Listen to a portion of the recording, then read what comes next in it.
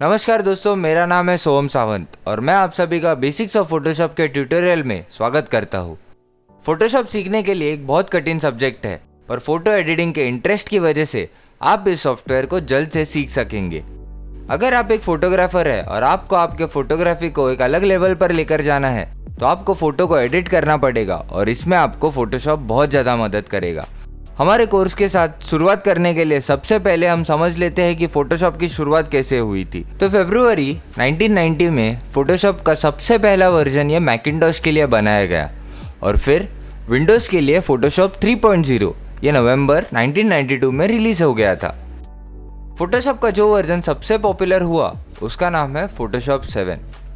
Photoshop 7 के बाद Photoshop CS3 बहुत मशहूर हुआ और अभी के टाइम में जो सबसे ज़्यादा यूज़ हो रहा है उसका नाम है फोटोशॉप CC या फोटोशॉप 2020। कंपेयर करने के लिए अगर हमने पहले के टूल बॉक्स देखे और अभी के टूल बॉक्स देखे तो आपको दिखाई देगा कि शुरुआती टूल बॉक्स और अभी के टूल बॉक्स में विजुअली बहुत ज़्यादा फ़र्क दिखाई दे रहा है। उसी के साथ कुछ नए टूल्स भी ऐड किए हुए हैं, पर अगर आप थोड़ा नज़दीक से देखोगे तो आपको समझ में आएगा कि पहले के जो टूल्स हमें दिखाई दे रहे थे शुरुआती वर्जन्स में, वो आज भी हमें फोटोशॉप्स के वर्जन में दिखाई दे रहे हैं। एक्चुअल में हुआ ऐसे कि जो टूल हमें पहले के वर्जन में दिखाई दे रहे थे उसी को मॉडिफाई करके और उसी में थोड़े से इम्प्रूवमेंट लाकर नए वर्जन में इंस्टॉल किए गए हैं। अभी जो आप देख रहे हैं उसमें आपको समझ में आएगा कि कैसे फोटोशॉप के आइकॉन चेंज हो गए हैं टाइम के हिसाब से। शुरुआती लोगो कैसा था और एडोबी ने सॉफ्टवेयर परचेस करने के बाद वो आइकॉन कैसे चेंज हो गया है। फोटोशॉप के वर्जन के अनुसार जो हमें लोडिंग सीरीज दिखाई देते हैं वो अभी देखिए कैसे चेंज हो गए हैं। फोटोशॉप आज तकरीबन 26 भाषाओं में आप यूज़ कर सकते हैं आपके ईज के लिए, और उसी के साथ फोटोशॉप के अभी ऑलमोस्ट 16 मिलियन यूज़र मौजूद है। 16 मिलियन यूज़र्स, ये सुन के ही आप समझ सकते हैं कि फोटोशॉप कितना पॉपुलर है और इनमें से 90% डिजिटल आर्टिस्ट होते हैं। फोटोशॉप ये दुनिया का सबसे एडवांस डिजिटल इमेजिंग सॉफ्टवेयर है और इस सॉफ्टवेयर का इस्तेमाल कौन करता है? फोटोग्राफर्स, डिज़ाइनर्स, वेब डिज़ाइनर्स और डिजिटल फोटोग्राफर्स। फोटोशॉप CC ये सॉफ्टवेयर मोस्टली टारगेटेड है फोटोग्राफर्स के लिए और जो फोटोग्राफी हॉबी जैसे कर रहे हैं उनके लिए। इसी के साथ एडोबी लाइटरूम उन्होंने फोटोशॉप के साथ फ्री दिया है। टैबलेट्स और स्मार्टफोन्स के लिए अभी एडोबी ने बहुत सारे सॉफ्टवेयर्स अभी लॉन्च किए हैं जिनका आप आपके स्मार्टफोन पर यूज़ करके इमेज एडिटिंग कर सकते हैं और आपको चाहिए वो रिजल्ट आप पा सकते हैं। एग्जाम्पल के लिए फोटोशॉप मिक्स और उसी के साथ लाइटरूम और स्केच भी स्टोर में इंस्टॉल करने के लिए अवेलेबल है। चैनल को सब्सक्राइब करना और वीडियो को लाइक करना ना भूलिए। फोटोशॉप शुरू करने से पहले सबसे महत्वपूर्ण बात यह है कैलिब्रेशन करना। कैलिब्रेशन किसका करना है? तो मॉनिटर का। मॉनिटर का कैलिब्रेशन करने से होता यह है कि हमारी जो प्रिंट है और हमें जो पिक्चर दिख रहा है उनमें सिमिलैरिटी होती है, जिसकी वजह से जो कलर हमें मॉनिटर पे दिख रहा है वही प्रिंट में आता है। कैलिब्रेशन के लिए अलग अलग कैलिब्रेटर्स है, जैसे स्पाइडर है, आइवन है। इन कैलिब्रेटर्स को यूज करके आप प्रोफेशनली उसे कैलिब्रेट कर सकते हो। ये रेगुलरली ऐसे होता है। तो हम इसका कैलिब्रेशन कैसे करें, क्योंकि हमारे पास तो कैलिब्रेटर नहीं होता। उस वक्त किस तरह से कैलिब्रेशन करें ये मैं आपको अब दिखाता हूँ। पहले स्टार्ट पर क्लिक कीजिए, उसके बाद कंट्रोल पैनल में आइए। कंट्रोल पैनल में आने के बाद डिस्प्ले पर क्लिक कीजिए। डिस्प्ले पर क्लिक करने के बाद कैलिब्रेट कलर, इस पे क्लिक कीजिए। अगर आपको कैलिब्रेशन कैसे करना है इसका पता ना हो, इस डीवीडी में तो ये बताया ही गया है, लेकिन वो देखने के बाद भी अगर आपको पता नहीं चला तो how do I calibrate my display, इसके ऊपर क्लिक करने के बाद आपको यहाँ ऑनलाइन हेल्प फाइल मिलेगी, वो देखकर भी आप कैलिब्रेट कर सकते हो। अब मैं यहाँ नेक्स्ट दबाता हूँ। नेक्स्ट दबाने के बाद आपको ये ऑप्शन दिखेंगे यहाँ पे। उसके बाद मैं दोबारा नेक्स्ट दबाता हूँ। हाउ टू एडजस्ट गैमा, ये ऑप्शन आपको यहाँ ऊपर दिखेगा। गुड गैमा मतलब धुंधले से सर्कल्स आपको दिखेंगे।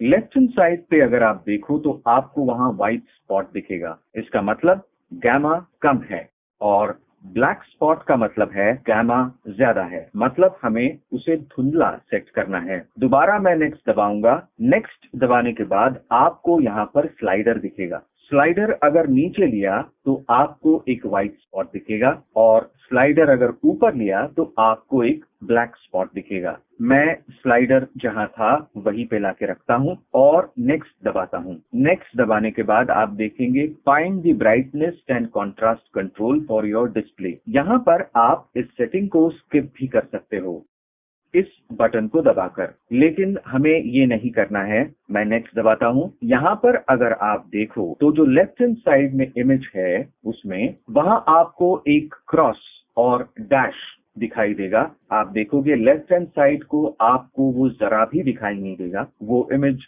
ब्लर्ड हो चुकी है, मतलब उसके शर्ट का कोई डिफरेंस दिख ही नहीं रहा है। इसका मतलब ये डार्क है। यहाँ पे देखिए, यहाँ पे वो दिख रहा है और राइट साइड को आपको सफेद शेड दिखाई देती है, मतलब ज्यादा ब्राइटनेस है। वापस नेक्स्ट दबाता हूँ। अब आपको ये इमेज बड़ी दिख रही है। अब करना ये है कि आपके मॉनिटर के ऊपर जो ब्राइटनेस के बटन है उसके जरिए आपकी ब्राइटनेस आप एडजस्ट कीजिए, जिस वजह से ये जो कोट है उसका और बैकग्राउंड का डिफरेंस आपको अच्छी तरह से दिखाई देगा और वो ज्यादा धुंधला भी ना हो और ज्यादा काला भी ना हो। कुछ इस तरह से आप अपना मॉनिटर सेट कीजिए। वापस नेक्स्ट दबाता हूं। अब कॉन्ट्रास्ट माने क्या, तो लेफ्ट हैंड साइड को अगर आप देखो तो आपको ये इमेज धुंधली सी दिखाई देती है, मतलब कॉन्ट्रास्ट कम है, और राइट साइड को पूरी तरह से जली हुई इमेज दिखती है, मतलब कॉन्ट्रास्ट ज्यादा है। वापस मैं नेक्स्ट दबाता हूं और दोबारा आपसे कहता हूं कि आप मॉनिटर का कॉन्ट्रास्ट एडजस्ट कीजिए,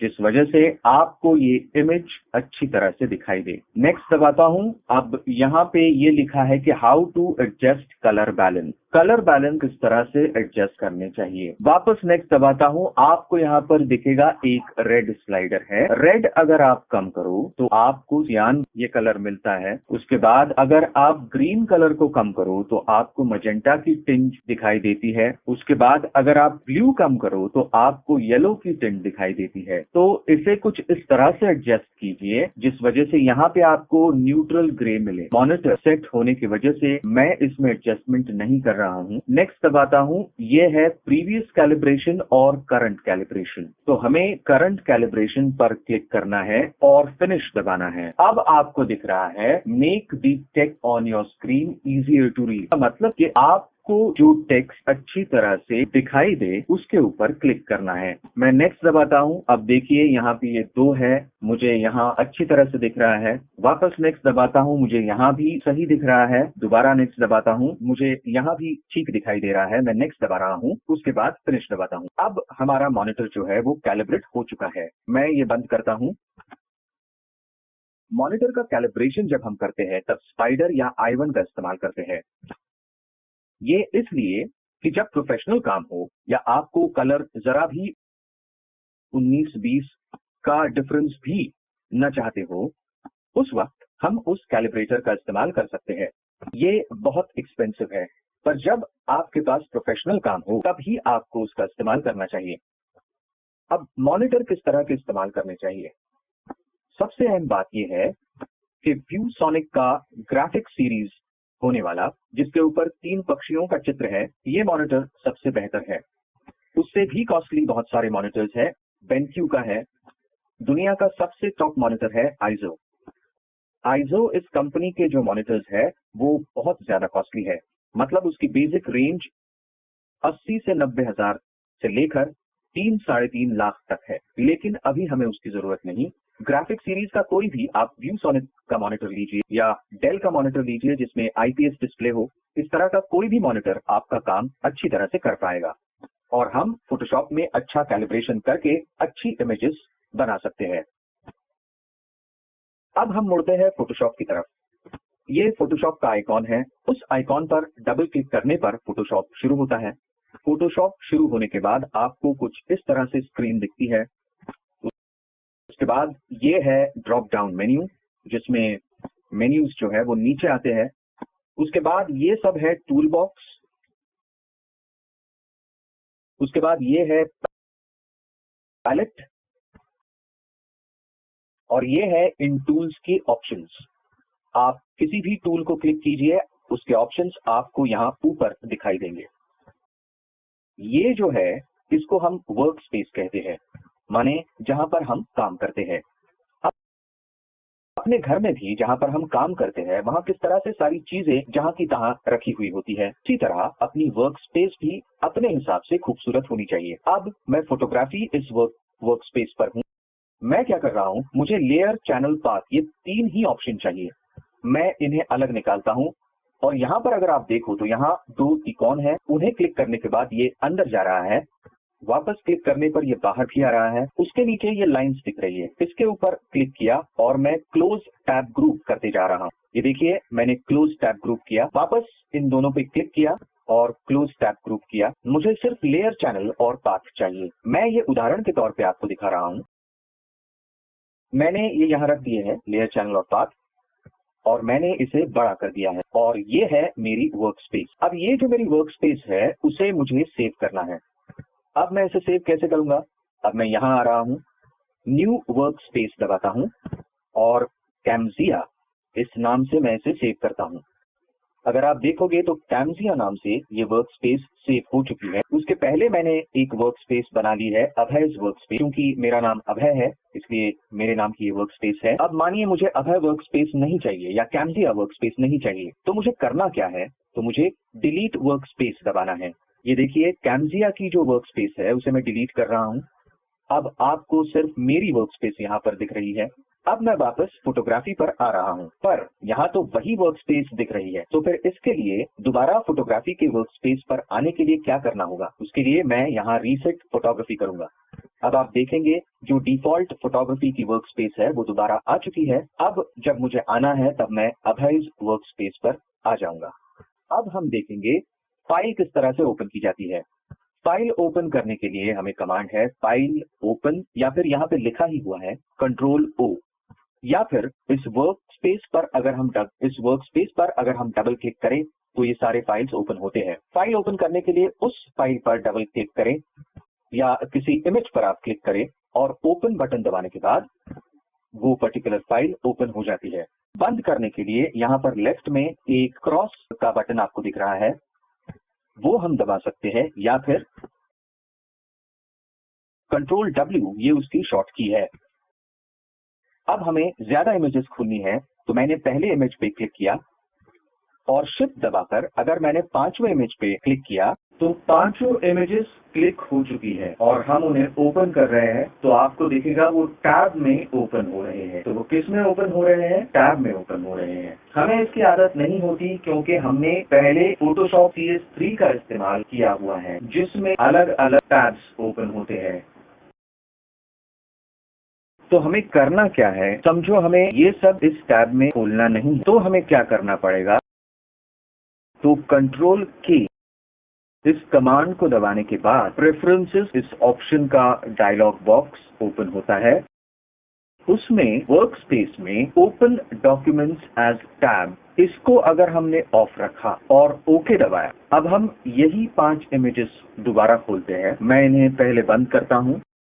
अब हम इन 5 इमेजेस को खोलते हैं। अब आप देखोगे कि इमेजेस अलग अलग खुल चुकी है। अगर आप गौर से देखो तो ये अलग अलग खुल चुकी है। वापस मैं Ctrl+W प्रेस करके इन्हें बंद करता हूं। फाइल ओपन ये कमांड दबाने के बाद अब समझो हमको एक छोड़ के एक सिलेक्ट करनी है। तब क्या करना होगा? पहले मैं इसे क्लिक करता हूं, कंट्रोल दबा के इसे सिलेक्ट किया, कंट्रोल दबा के इसे सिलेक्ट किया और कंट्रोल दबा के इसे सिलेक्ट किया। अब मैं एक छोड़ के एक इस तरह से 5 इमेजेस ओपन कर रहा हूं। ये देखिए ये अलग अलग ओपन हो रही है। अब मैं इसे बंद करता हूं। अगर आपको टैब में इसे ओपन करना है तब एडिट, प्रेफरेंसेस और पहले जैसे मैंने दिखाया जनरल में आते हैं। वर्क स्पेस में जाने के बाद ओपन डॉक्यूमेंट्स एज टैब, ये पहले हमने अनचेक किया था, अभी ओपन कर रहा हूं। उसके ऊपर क्लिक किया, ओके दबा रहा हूं। अब मुझे ये ओपन करनी हो तो वो टैब में ओपन होंगी।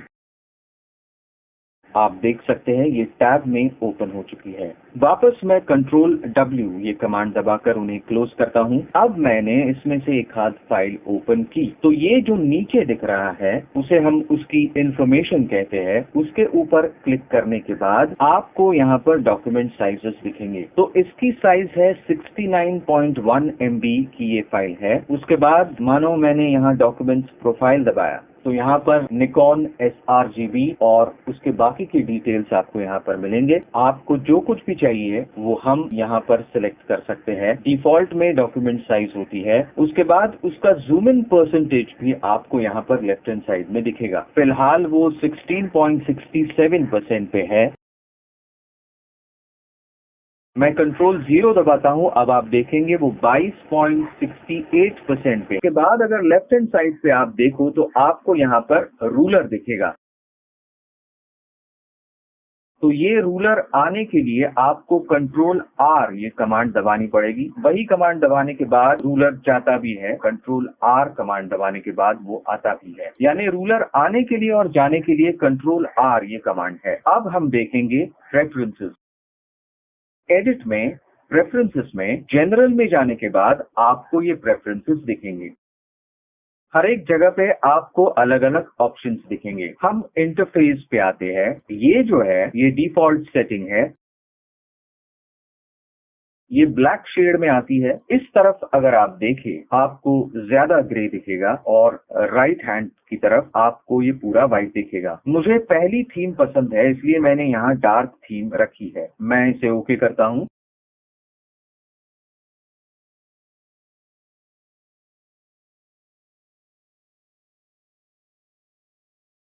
उसके बाद की कमांड है कंट्रोल N मतलब फाइल न्यू। उसके लिए दूसरी कमांड है। यहाँ पे आप देखोगे यहाँ पे शॉर्ट की दिखेगी कंट्रोल N। कंट्रोल N दबाने के बाद आपके लिए ये ऑप्शंस खुलते हैं। अब 36 इंचेस बाय 12 इंचेस ये एल्बम की साइज है। 12 बाय 36 का ये एल्बम है। यहाँ पर रेजोल्यूशन लिखा है 300 पिक्सल पर इंच। तो पिक्सल माने क्या? तो पहले हम लोग एक काम करते हैं। पिक्सल का क्या मतलब है इसे देखते हैं। यहाँ डबल क्लिक करता हूँ, एक इमेज खोलता हूँ। जितनी ज्यादा जूम करता हूं उसके बाद क्या होता है, यहाँ पर एक सर्टेन अमाउंट के बाद यहाँ पर अगर आप देखो तो 3200% पर आपको ये चौकोन दिखाई देते हैं। उसमें ये एक जो पार्ट है उसको हम पिक्सल कहते हैं। तो इन पिक्सल से ये पूरा पिक्चर तैयार हुआ है। कंट्रोल N दबाता हूं मैं दोबारा। अब उसके नीचे लिखा है RGB कलर। उसके बाद लिखा है बिटमैप ग्रे स्केल। हम लोग जनरली RGB पे काम करते हैं इसलिए इसे RGB पे रखा गया है। हमारे यहाँ जो प्रिंटिंग होती है वो जनरली 8 बिट्स पे होती है इसलिए इसे 8 बिट पे रखा गया है। उसके बाद है बैकग्राउंड कंटेंट जिसे हम व्हाइट रख सकते हैं। यहाँ पर क्लिक करने के बाद हम उसका कलर भी चेंज कर सकते हैं। आप देखेंगे यहाँ पर व्हाइट, बैकग्राउंड कलर, ट्रांसपेरेंट और अदर इस तरह के ऑप्शंस यहाँ दिए हुए हैं। हम लोग जनरली जिस तरह से कैनवस होता है सफेद इसलिए उसे व्हाइट पर रखते हैं। कलर प्रोफाइल ये डिफॉल्ट प्रोफाइल है sRGB IEC 6 1966-2.1। इसके ऊपर हम लोग काम करते हैं। उसके बाद pixel expect ratio square pixel रखे हुए हैं। अगर आपको वीडियो का कोई काम रहा तब आप DVNTSC, हम लोग जनरली इंडिया में हम लोग पाल में काम करते हैं इसलिए पाल ये ऑप्शन हम लोग ज्यादातर सिलेक्ट करते हैं। HDV का काम हो तो हम HDV 1080 इसके ऊपर काम करते हैं। तो ये सारे उसके ऑप्शंस हैं। इसे रेगुलरली स्क्वायर पिक्सल पे रखा गया है। अब 36 बाय 12 इंच मतलब होगा क्या, यहाँ पे हम ओके दबाते हैं। अगर आप गौर से देखो मैं यहाँ पर राइट क्लिक करता हूँ और मूव टू नेक्स्ट विंडो करता हूँ। अगर आप इस कैनवस की साइज देखोगे तो यहाँ पर 0 है और यहाँ पर 35 अंक दिखाई देता है। अब मैं इसे थोड़ा जूम आउट करता हूँ तो आप देखेंगे यहाँ पर 36 इंच और यहाँ पर अगर आप देखो तो यहाँ है 12 इंच। तो ये उसकी साइज है। तो अब 12x36 का डॉक्यूमेंट खुल चुका है और उसके ऊपर हमें जो कुछ भी काम करना है वो हम करेंगे। तो अब हम एल्बम बना रहे हैं, क्योंकि ज्यादातर फोटोशॉप का इस्तेमाल एल्बम बनाने के लिए या ब्रोशर या इस तरह की चीजें बनाने के लिए होता है। और अगर हमें एक पर्टिकुलर साइज स्टोर करनी है, आप देखोगे यहाँ मैंने 12x36 साइज स्टोर करके रखी है, पर समझो आपको 12x12 की साइज मतलब विड्थ 12, हाइट 12 और 300 पिक्सल पर इंच ये अगर सेव करना हो तो यहाँ पर सेव प्रीसेट का एक ऑप्शन है। अगर आप दोबारा इस पे क्लिक करो तो आपको यहाँ दिखेगा कि ये 12x12 का प्रीसेट आपका यहाँ पे सेव हो चुका है। उसके बाद अगर आप गलती से पिक्सल बाय सेंटीमीटर डालते हो तो क्या होगा ये देखिए। अब मैं यहाँ पे 300 करता हूँ, आपको दिखेगा 239.2 MB। बाप रे, ये इतनी बड़ी फाइल हो जाएगी। तो ये करते समय ये याद रखना है, देखिए पहले 37 MB थी, अब 239, मतलब बहुत सारा डिफरेंस है। आप ध्यान में रखें कि आपको पिक्सल पर इंचेस ही रखना है अगर आप कुछ भी फोटोशॉप पे करते हो, क्योंकि पिक्सल पर सेंटीमीटर एक बड़ी साइज तैयार हो। अब हमने 12x12 इंच का एक प्रीसेट तैयार किया और कंट्रोल N दबाने के बाद हमें वो दिख भी रहा है। और अब हमें इसे डिलीट करना हो तो क्या करना पड़ेगा, तो यहाँ पर नीचे डिलीट प्रीसेट दिया हुआ है, ये दिखाएगा कि are you sure you want to delete 12x12 inches, this action cannot be undone। yes दबाने के बाद यहाँ से वो 12x12 का जो प्रीसेट था वो निकल चुका है। अब यहाँ पर इंचेस ही क्यों रखने हैं, पिक्सल क्यों नहीं रखने? तो पिक्सल पर हम कब काम करते हैं, तो जब हम वेबसाइट डिजाइन कर रहे होते हैं तब हम लोग ज्यादातर पिक्सल पे काम करते हैं। प्रिंटिंग ये हमेशा इंचेस में होता है। हम जो फोटोग्राफर्स हैं या डिजिटल आर्टिस्ट है तो ज्यादातर हमारा प्रिंटिंग का जो काम है वो इंचेस में ही होता है, दूसरे किसी यूनिट में नहीं होता। मतलब शुरू से आप 4x6, 5x7, 6x8, 12x18 या A4 साइज, ये सारे हमेशा हम इंचेस में ही गिनते हैं। तो इस वजह से यहाँ पर हमने इंचेस ये पार्ट रखा हुआ है। उसके नीचे हम आते हैं बिट पर, तो हमारे यहाँ जितने बिट ज्यादा उतना कलर गैमेट बड़ा। अपने यहाँ जो प्रिंटिंग होती है वो 8 बिट पे ही होती है ज्यादातर, कई जगहों पर 16 बिट पर भी होता है, लेकिन जनरल कोर्स में हम 8 बिट यही साइज रखते हैं। हमने अब प्रीसेट भी सेव कर चुके हैं। अब यहाँ पे जो कस्टम लिखा है उसके नीचे अगर आप क्लिक करें तो आपको दिखेगा कि आपको अलग अलग पेपर्स दिए हुए हैं, माने यूएस पेपर है, आपको लेटर दिया हुआ है, लीगल दिया हुआ है और टैब्लॉइड दिया हुआ है। आपको इसमें अलग अलग साइजेस भी मिलते हैं। उसके बाद अगर मैं इंटरनेशनल पेपर पर आता हूँ, हमारे इंटरनेशनल पेपर्स क्या है, तो A4, A6, A5, A3, B5, B4, B3, C5, C4, C6 और DL। A4 ये जनरल कॉस्ट में सब जगहों पर अवेलेबल साइज है। जो रेगुलर छोटा प्रिंटर होता है जिसमें हम डॉक्यूमेंट्स प्रिंट करते हैं उसकी साइज A4 साइज होती। अगर मैं वो साइज इंचेस में कन्वर्ट करूं तो 8.268 बाय 11.693 ये A4 की साइज है। इस तरह के अलग अलग साइजेस बाय डिफॉल्ट फोटोशॉप ने दी हुई है। उसके बाद अगर आप फोटो दबाओगे तो आपको दिखेगा लैंडस्केप 2x3,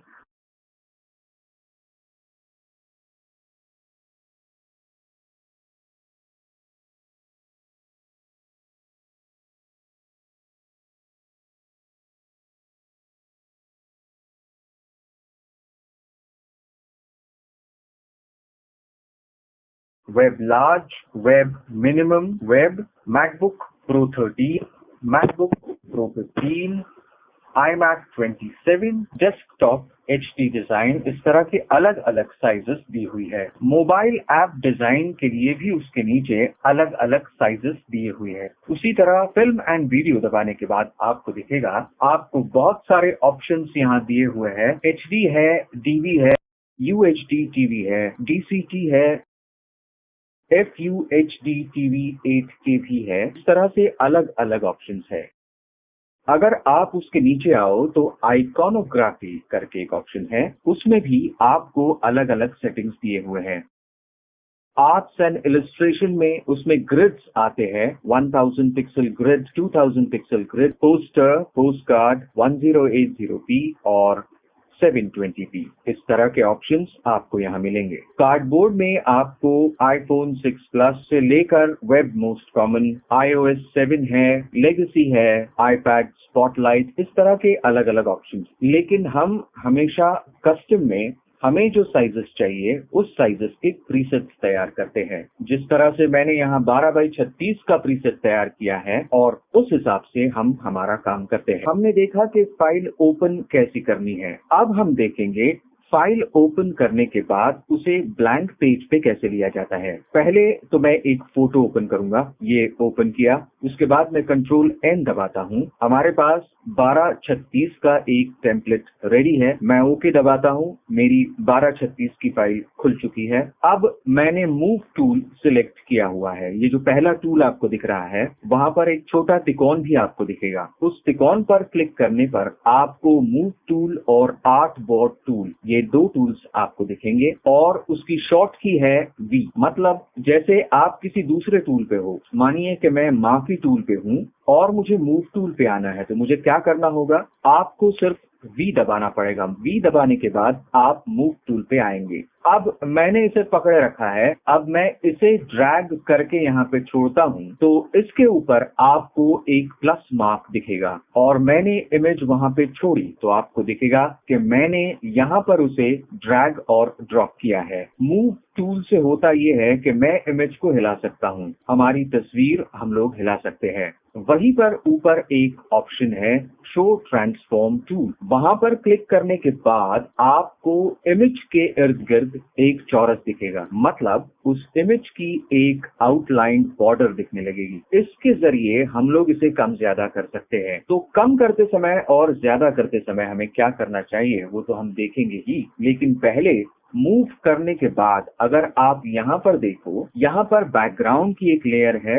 और एक लेयर 1 तैयार हो गई है। ये हुआ एक तरीका। अब मुझे अगर इसको डिलीट करना हो तो मैं इसको पकड़ूंगा और यहाँ पर एक ट्रैश का या डिलीट का बटन है, वहां पर उसे लाके रखूंगा। अब आप देखेंगे कि वो दोबारा से एम्प्टी हो गई है, लेयर 1 निकल चुका है। दूसरा तरीका है, मैं इसके ऊपर क्लिक करता हूँ, इस टैब के ऊपर, कंट्रोल A माने सिलेक्ट ऑल किया हुआ, कंट्रोल C माने कॉपी किया और उस टैब पर आने के बाद मैं कंट्रोल V करता हूँ, मतलब मैंने इसे यहाँ पर पेस्ट किया। वापस एक बार कंट्रोल V गलती से करता हूँ तो क्या होगा, यहाँ पर 2 नंबर की सेम लेयर तैयार हो जाएगी। आपके ध्यान में आ रहा है, सेम लेयर तैयार हो गई है, मतलब उसी तरीके की एक दूसरी लेयर हमको तैयार मिल चुकी है। अब ये लेयर 2 मुझे डिलीट करनी है, तो या तो मैं उसको यहाँ खींचकर उसे डिलीट कर सकता हूँ या फिर मैं ये बटन दबा सकता हूँ, जिस वजह से वो लेयर डिलीट हो जाएगी। अब मैं कंट्रोल W के जरिए इसे बंद करता हूँ।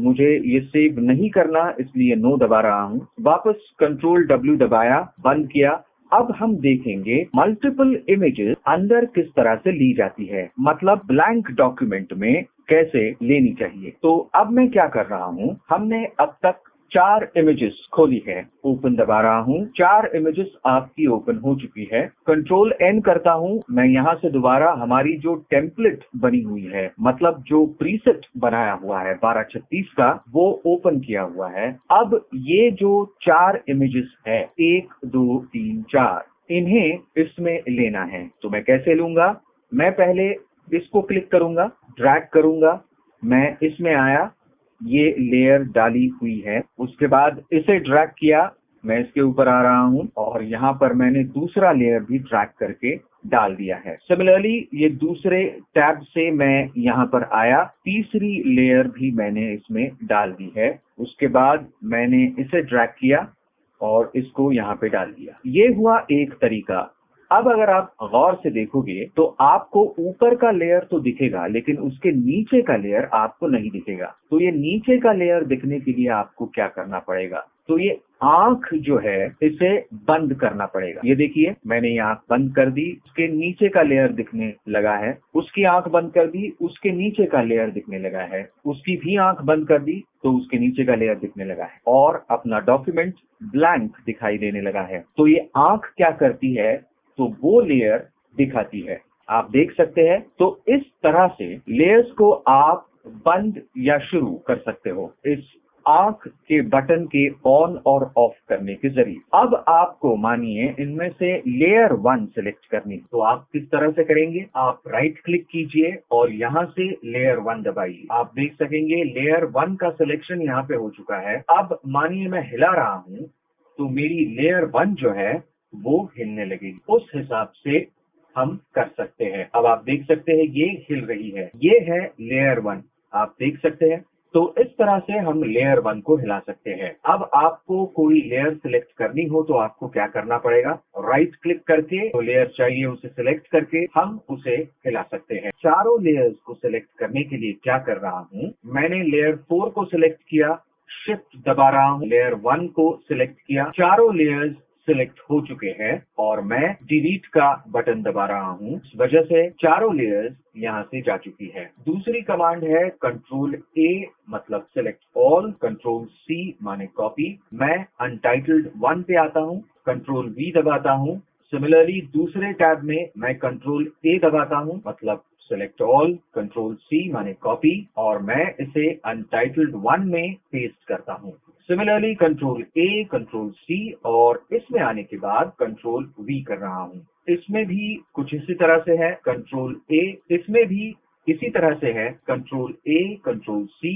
अब आप देखेंगे चारों लेयर्स आ चुके हैं, पर आपको लेयर 1 अगर देखनी हो तो बाकी 3 लेयर्स की आंखें आपको बंद करनी पड़ेगी। आपको नीचे वाली लेयर दिखेगी, उसके ऊपर की देखने के लिए आपको क्या करना पड़ेगा? उस लेयर की आंख ऑन करनी पड़ेगी। उसके बाद की लेयर देखनी हो तो उसकी आंख ऑन करनी पड़ेगी। मतलब ये आंखें ऑन ऑफ करना, उन लेयर्स को ऑन ऑफ करना, यही मतलब होता है। अब ये जो ट्रांसफॉर्म टूल है, तो ये ट्रांसफॉर्म टूल करता क्या है ये हम देखेंगे। मैं जब शो ट्रांसफॉर्म टूल दबाता हूँ तो ये चौकोन आ चुका है। मानिए कि ये ऑफ है तो आपको क्या दबाना पड़ेगा? तो कंट्रोल T दबाना पड़ेगा। कंट्रोल T से हमने ट्रांसफॉर्म टूल एक्टिवेट किया है। शिफ्ट दबाया और मैंने इस तरफ से इसको हिलाया, मतलब ऊपर की तरफ लिया, तो क्या हो रहा है? ऊपर की साइड फिक्स है और दूसरी साइड कम होते जा रही है। एस्पेक्ट रेशो कम हो रहा है क्या? तो नहीं हो रहा है। ये करने के बाद पहले मैं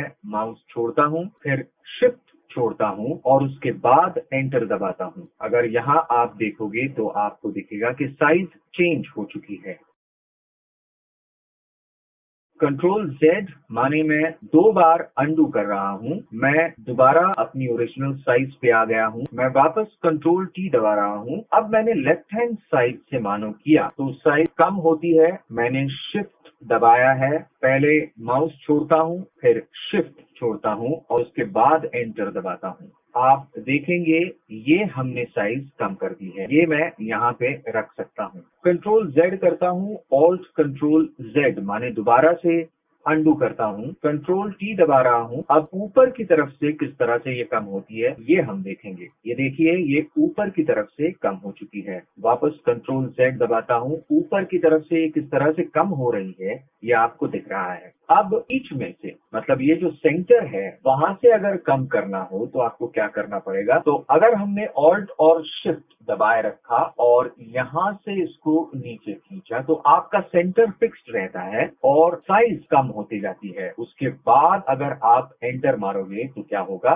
तो ये साइज रिड्यूस हो चुकी है। अब मुझे सारी इमेजेस देखनी है तो मुझे क्या करना पड़ेगा? कंट्रोल T दबाकर मैंने साइज कम कर दी, उसको एक तरफ रख दिया। उसके बाद इस लेयर पे क्लिक किया, राइट क्लिक करके कंट्रोल T दबाया, मैंने ऑल्ट शिफ्ट दबाया है। देखिए ये साइज मैंने कम कर दी है। मैंने इसको इस तरफ रखा है। उसके बाद राइट क्लिक किया, कंट्रोल T दबाया, मैंने दोबारा से ये साइज छोटी कर दी, उसको इस तरफ रख दिया और यहाँ पे राइट क्लिक करके मैंने कंट्रोल लेयर 1 सेलेक्ट किया और ऑल्ट शिफ्ट दबाकर मैं सेंटर से साइज छोटी कर रहा हूँ। अब मानिए कि आपकी कोई गलती हुई, आपको हम कंट्रोल Z कर सकते हैं अनडू करने के लिए। कंट्रोल T दबाने के बाद मानिए आपका शिफ्ट का बटन नहीं दबा, तो क्या होगा? ये देखिए, इसका एस्पेक्ट रेशो जो है वो बदलते जा रहा है। देख रहे हैं आप, एस्पेक्ट रेशो चेंज हो रहा है। इसलिए शिफ्ट दबाना बहुत ही जरूरी है, जिस वजह से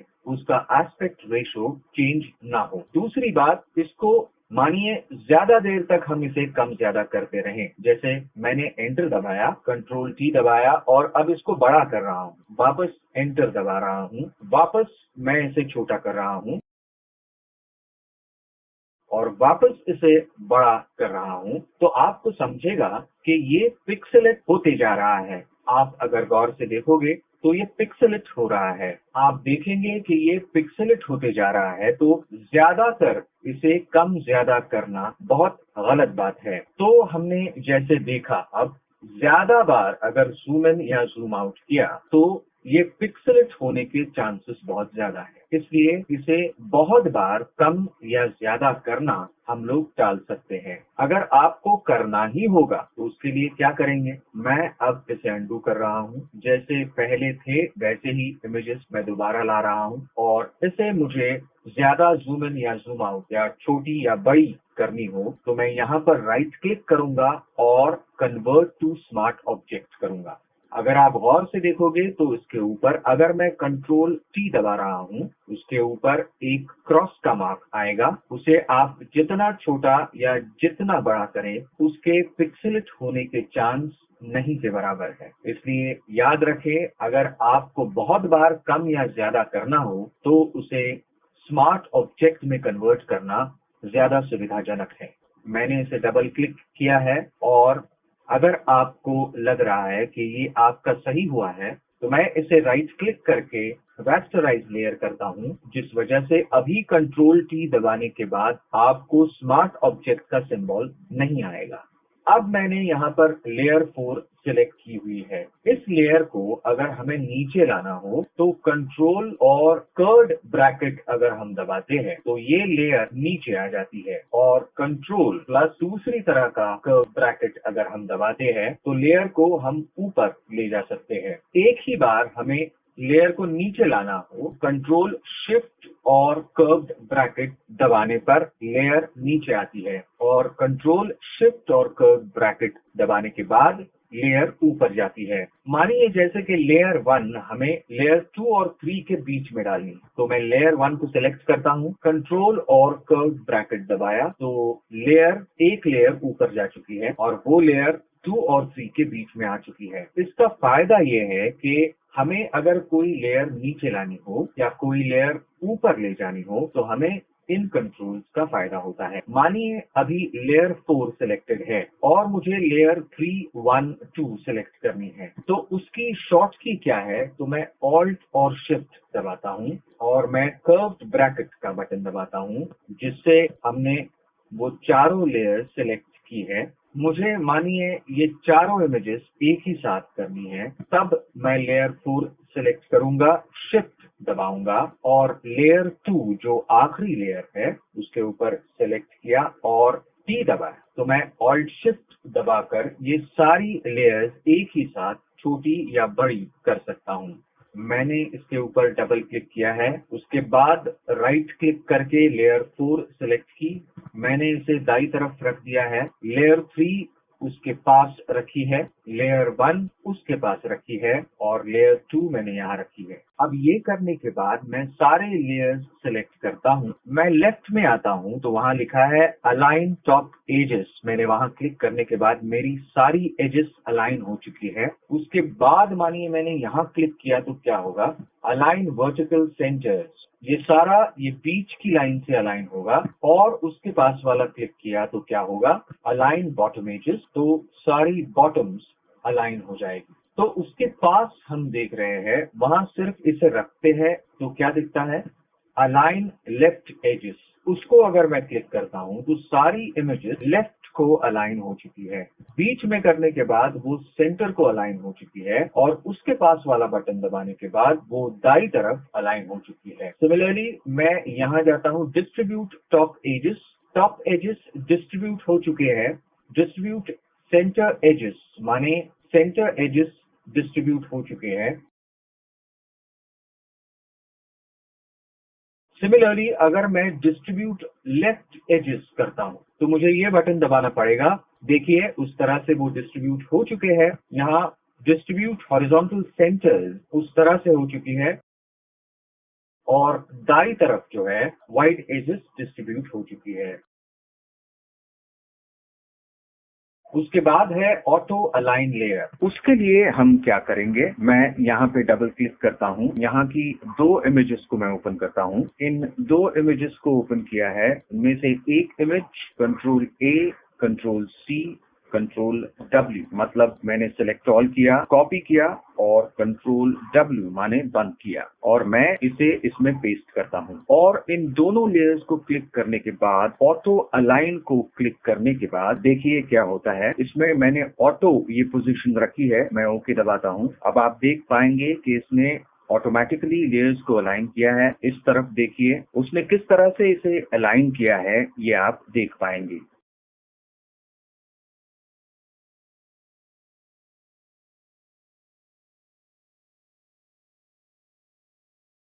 अब हम बात करेंगे जूम की के बारे में। जूम की शॉर्ट की है जेड। जेड दबाने के बाद मानिए आप किसी भी टूल पर है, जैसे आप मूव टूल पे है और आपने जेड दबाया तो आप डायरेक्टली जूम टूल पे आते हो। जूम टूल देखने के लिए पहले हम एक इमेज ओपन करते हैं।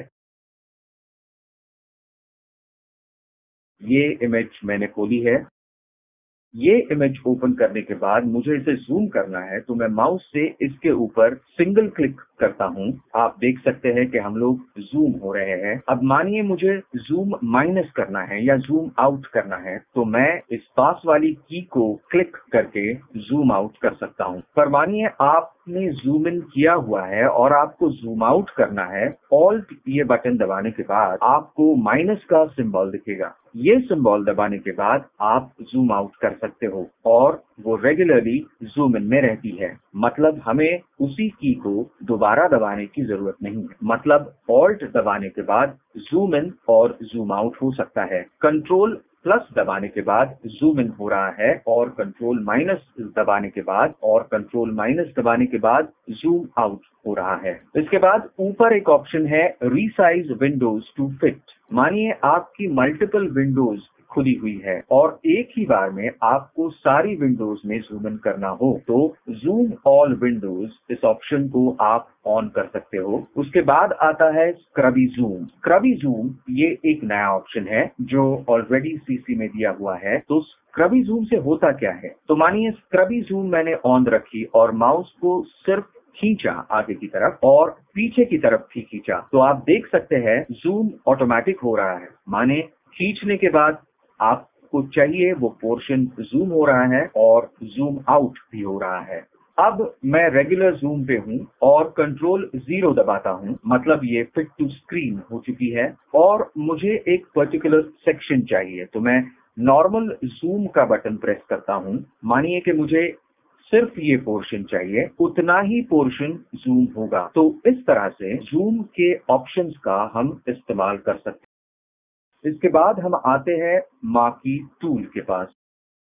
यहाँ पर ये मार्की टूल है, उसके नीचे एक तिकोन है। अगर मैं उस तिकोन के ऊपर क्लिक करता हूँ तो आपको रेक्टेंगुलर मार्की टूल और एलिप्टिकल मार्की टूल आते हैं जिनकी शॉर्ट की है एम। मतलब एम दबाने के बाद अगर मैं मूव टूल पे रहा और मुझे मार्की टूल पे आना है तो उसके लिए शॉर्ट की है एम। और अगर हमें रेक्टेंगुलर मार्की टूल और एलिप्टिकल मार्की टूल पे टॉगल करना हो तो शिफ्ट और एम ये बटन दबाने के बाद हम उनमें टॉगल कर सकते हैं। अब इसका इस्तेमाल किस लिए होता है, तो सिलेक्शन के लिए होता है। हम एक फाइल ओपन करते हैं। मैंने ये फाइल ओपन कर ली है और मैंने ये सिलेक्शन किया हुआ है। यहाँ पर जो चौकोन डॉटेड लाइन दिख रही है उसको हम सिलेक्शन कहते हैं। अब इस सिलेक्शन का इस्तेमाल किस लिए होता है? तो किसी भी इमेज का एक पर्टिकुलर पोर्शन ही हमें आवश्यक अगर हो और बचा हुआ पोर्शन नहीं चाहिए हो, तो उस वक्त हम क्या करते हैं? तो ये एक लॉक है, बैकग्राउंड हमेशा लॉक कंडीशन में होता है। उसे क्लिक करने के लिए उसके ऊपर सिंगल क्लिक करने के बाद वो लॉक ऑटोमेटिकली ओपन होता है। अब मानिए कि मैंने इसके अंदर डिलीट बटन दबाया, तो होगा क्या? तो जितना भी सिलेक्टेड पार्ट है उतना ही डिलीट होगा। वापस मैं कंट्रोल Z करता हूं। अब मुझे जो डिलीट हुआ वो पोर्शन चाहिए और बचा हुआ पोर्शन मुझे डिलीट करना है, तो मुझे क्या करना होगा? तो कंट्रोल शिफ्ट और I ये बटन दबाने के बाद इनवर्स सिलेक्शन माने उल्टा सिलेक्शन होता है और डिलीट दबाने के बाद आपको पता चलेगा कि बचा हुआ पोर्शन डिलीट हो चुका है, जो कि पहले हमने सिलेक्ट किया था और वो वहीं पे रह गया था। मैं दोबारा कंट्रोल Z दबाता हूं। अब मानिए ये इनवर्स सिलेक्शन जो पहले हमने किया था वो हमें नहीं चाहिए, तो कंट्रोल D ये बटन दबाने के बाद जो सिलेक्शन हमने किया हुआ है वो पूरी तरह से जा चुका है। मैं ये फाइल बंद करता हूं और उसके बाद मैं एक फाइल खोलता हूं 12 बाय 12 की। अब ये 12 बाय 12 वाली फाइल खोलने के बाद मैं रेक्टेंगुलर मार्की टूल से एक चौकोन ड्रॉ कर रहा हूं और वो चौकोन निकालने के बाद मानिए मुझे इसमें कुछ ऐड करना है, तो मैं उस वक्त क्या करूंगा?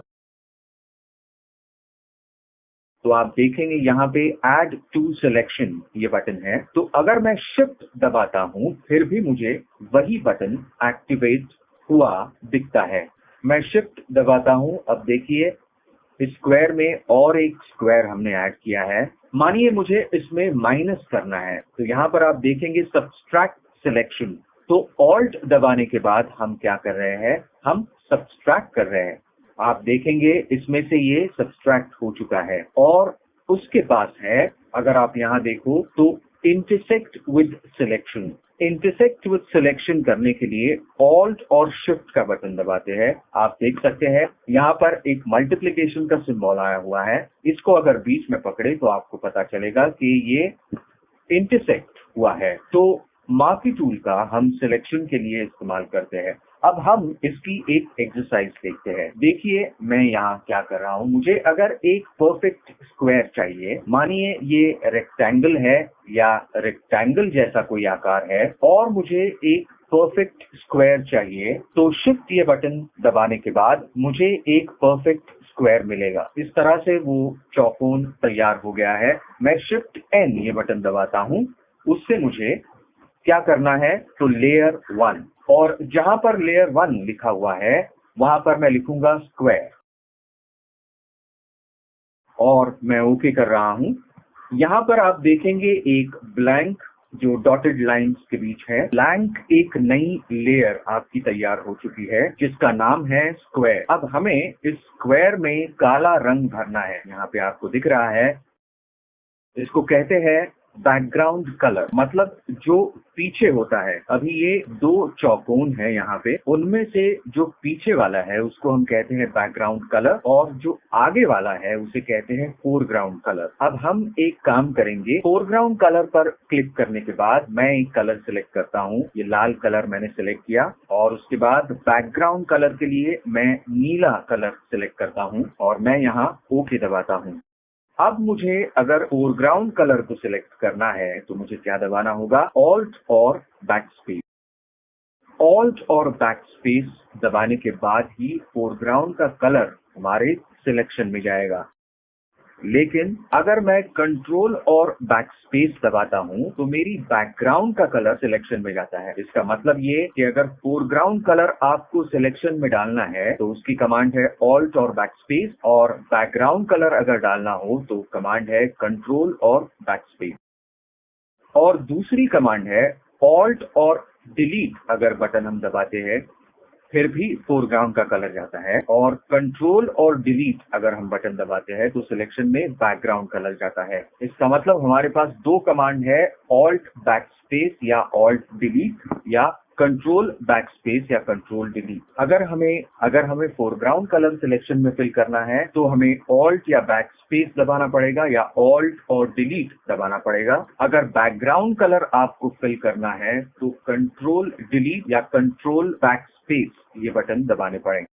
अब मैं करता हूं कंट्रोल डी, जैसे कि मैंने पहले आपको बताया डी सिलेक्ट करने के लिए मैंने कंट्रोल डी ये बटन दबाया है। अब मुझे इसमें एक चौकोन निकालना है।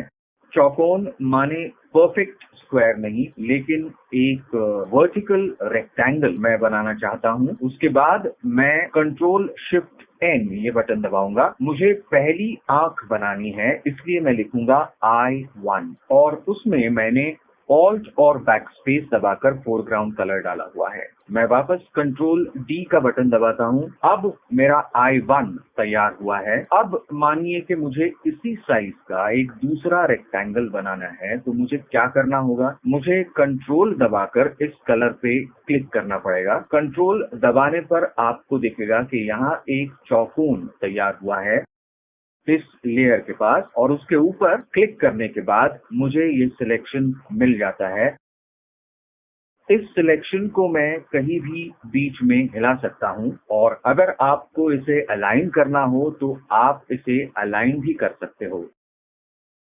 अलाइन करने के लिए आपको ये की परफेक्ट दी हुई है। वापस मैं कंट्रोल शिफ्ट एन बटन दबाता हूं और लिखता हूं I2, मतलब आंख 2 नंबर की। मैं वापस उसमें ऑल्ट और बैक स्पेस दबाता हूं और इस तरह से मेरी दूसरी आंख तैयार हो गई है। अब मुझे चेहरा तैयार करना है, तो चेहरा तैयार करने के लिए यानी मुंह तैयार करने के लिए मैंने वापस एक रेक्टेंगल बनाया है। मैं वापस कंट्रोल शिफ्ट एन दबाता हूं, माउथ लिखता हूं और उसे ऑल्ट बैक स्पेस करता हूं। इस तरह से मैंने उसका मुंह बना लिया है, मतलब मैंने इस रोबोट का मुंह बना लिया है। अब मुझे उसका कान बनाना है, तो मैं वापस करूंगा कंट्रोल शिफ्ट एन और लिखूंगा ईयर 1। इस तरह से मैं उसके कान बनाऊंगा। वापस मैं ऑल्ट बैक स्पेस दबाऊंगा। अब ये एक्सरसाइज करने की वजह क्या है? तो आपको, अगर आप इस तरीके से प्रैक्टिस करेंगे तो आपको परफेक्ट शेप्स बनाने में आसानी होगी, और आप जिस तरीके से चाहते हो उस तरीके से सिलेक्शन टूल का इस्तेमाल कर सकते हो। अब मैंने कंट्रोल दबाकर यहाँ सिलेक्ट किया, इसलिए मेरा सिलेक्शन आ चुका है। मैं बीच में क्लिक करता हूँ और देखता हूँ अलाइनमेंट सही है क्या।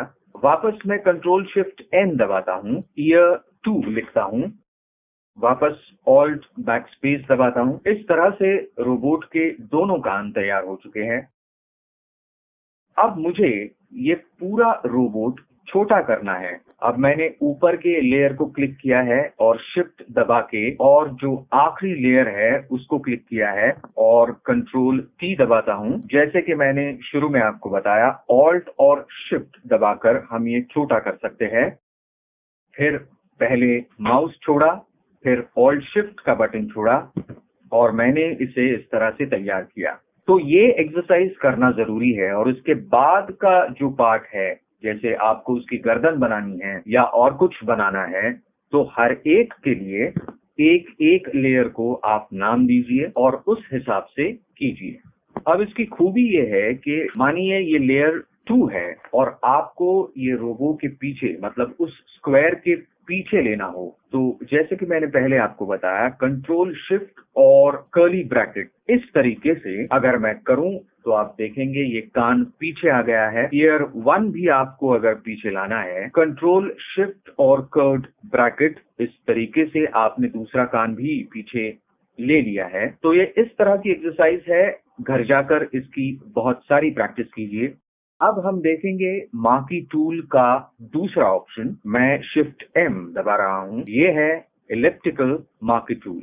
फिर से हम कंट्रोल एन लेते हैं, 12 बाय 12 इंचेस ले लिया है। इस बार आपको दिखाते समय अगर मैं यहाँ कैप्स लॉक दबाता हूँ तो मुझे इस तरह का एक सिंबल आता है।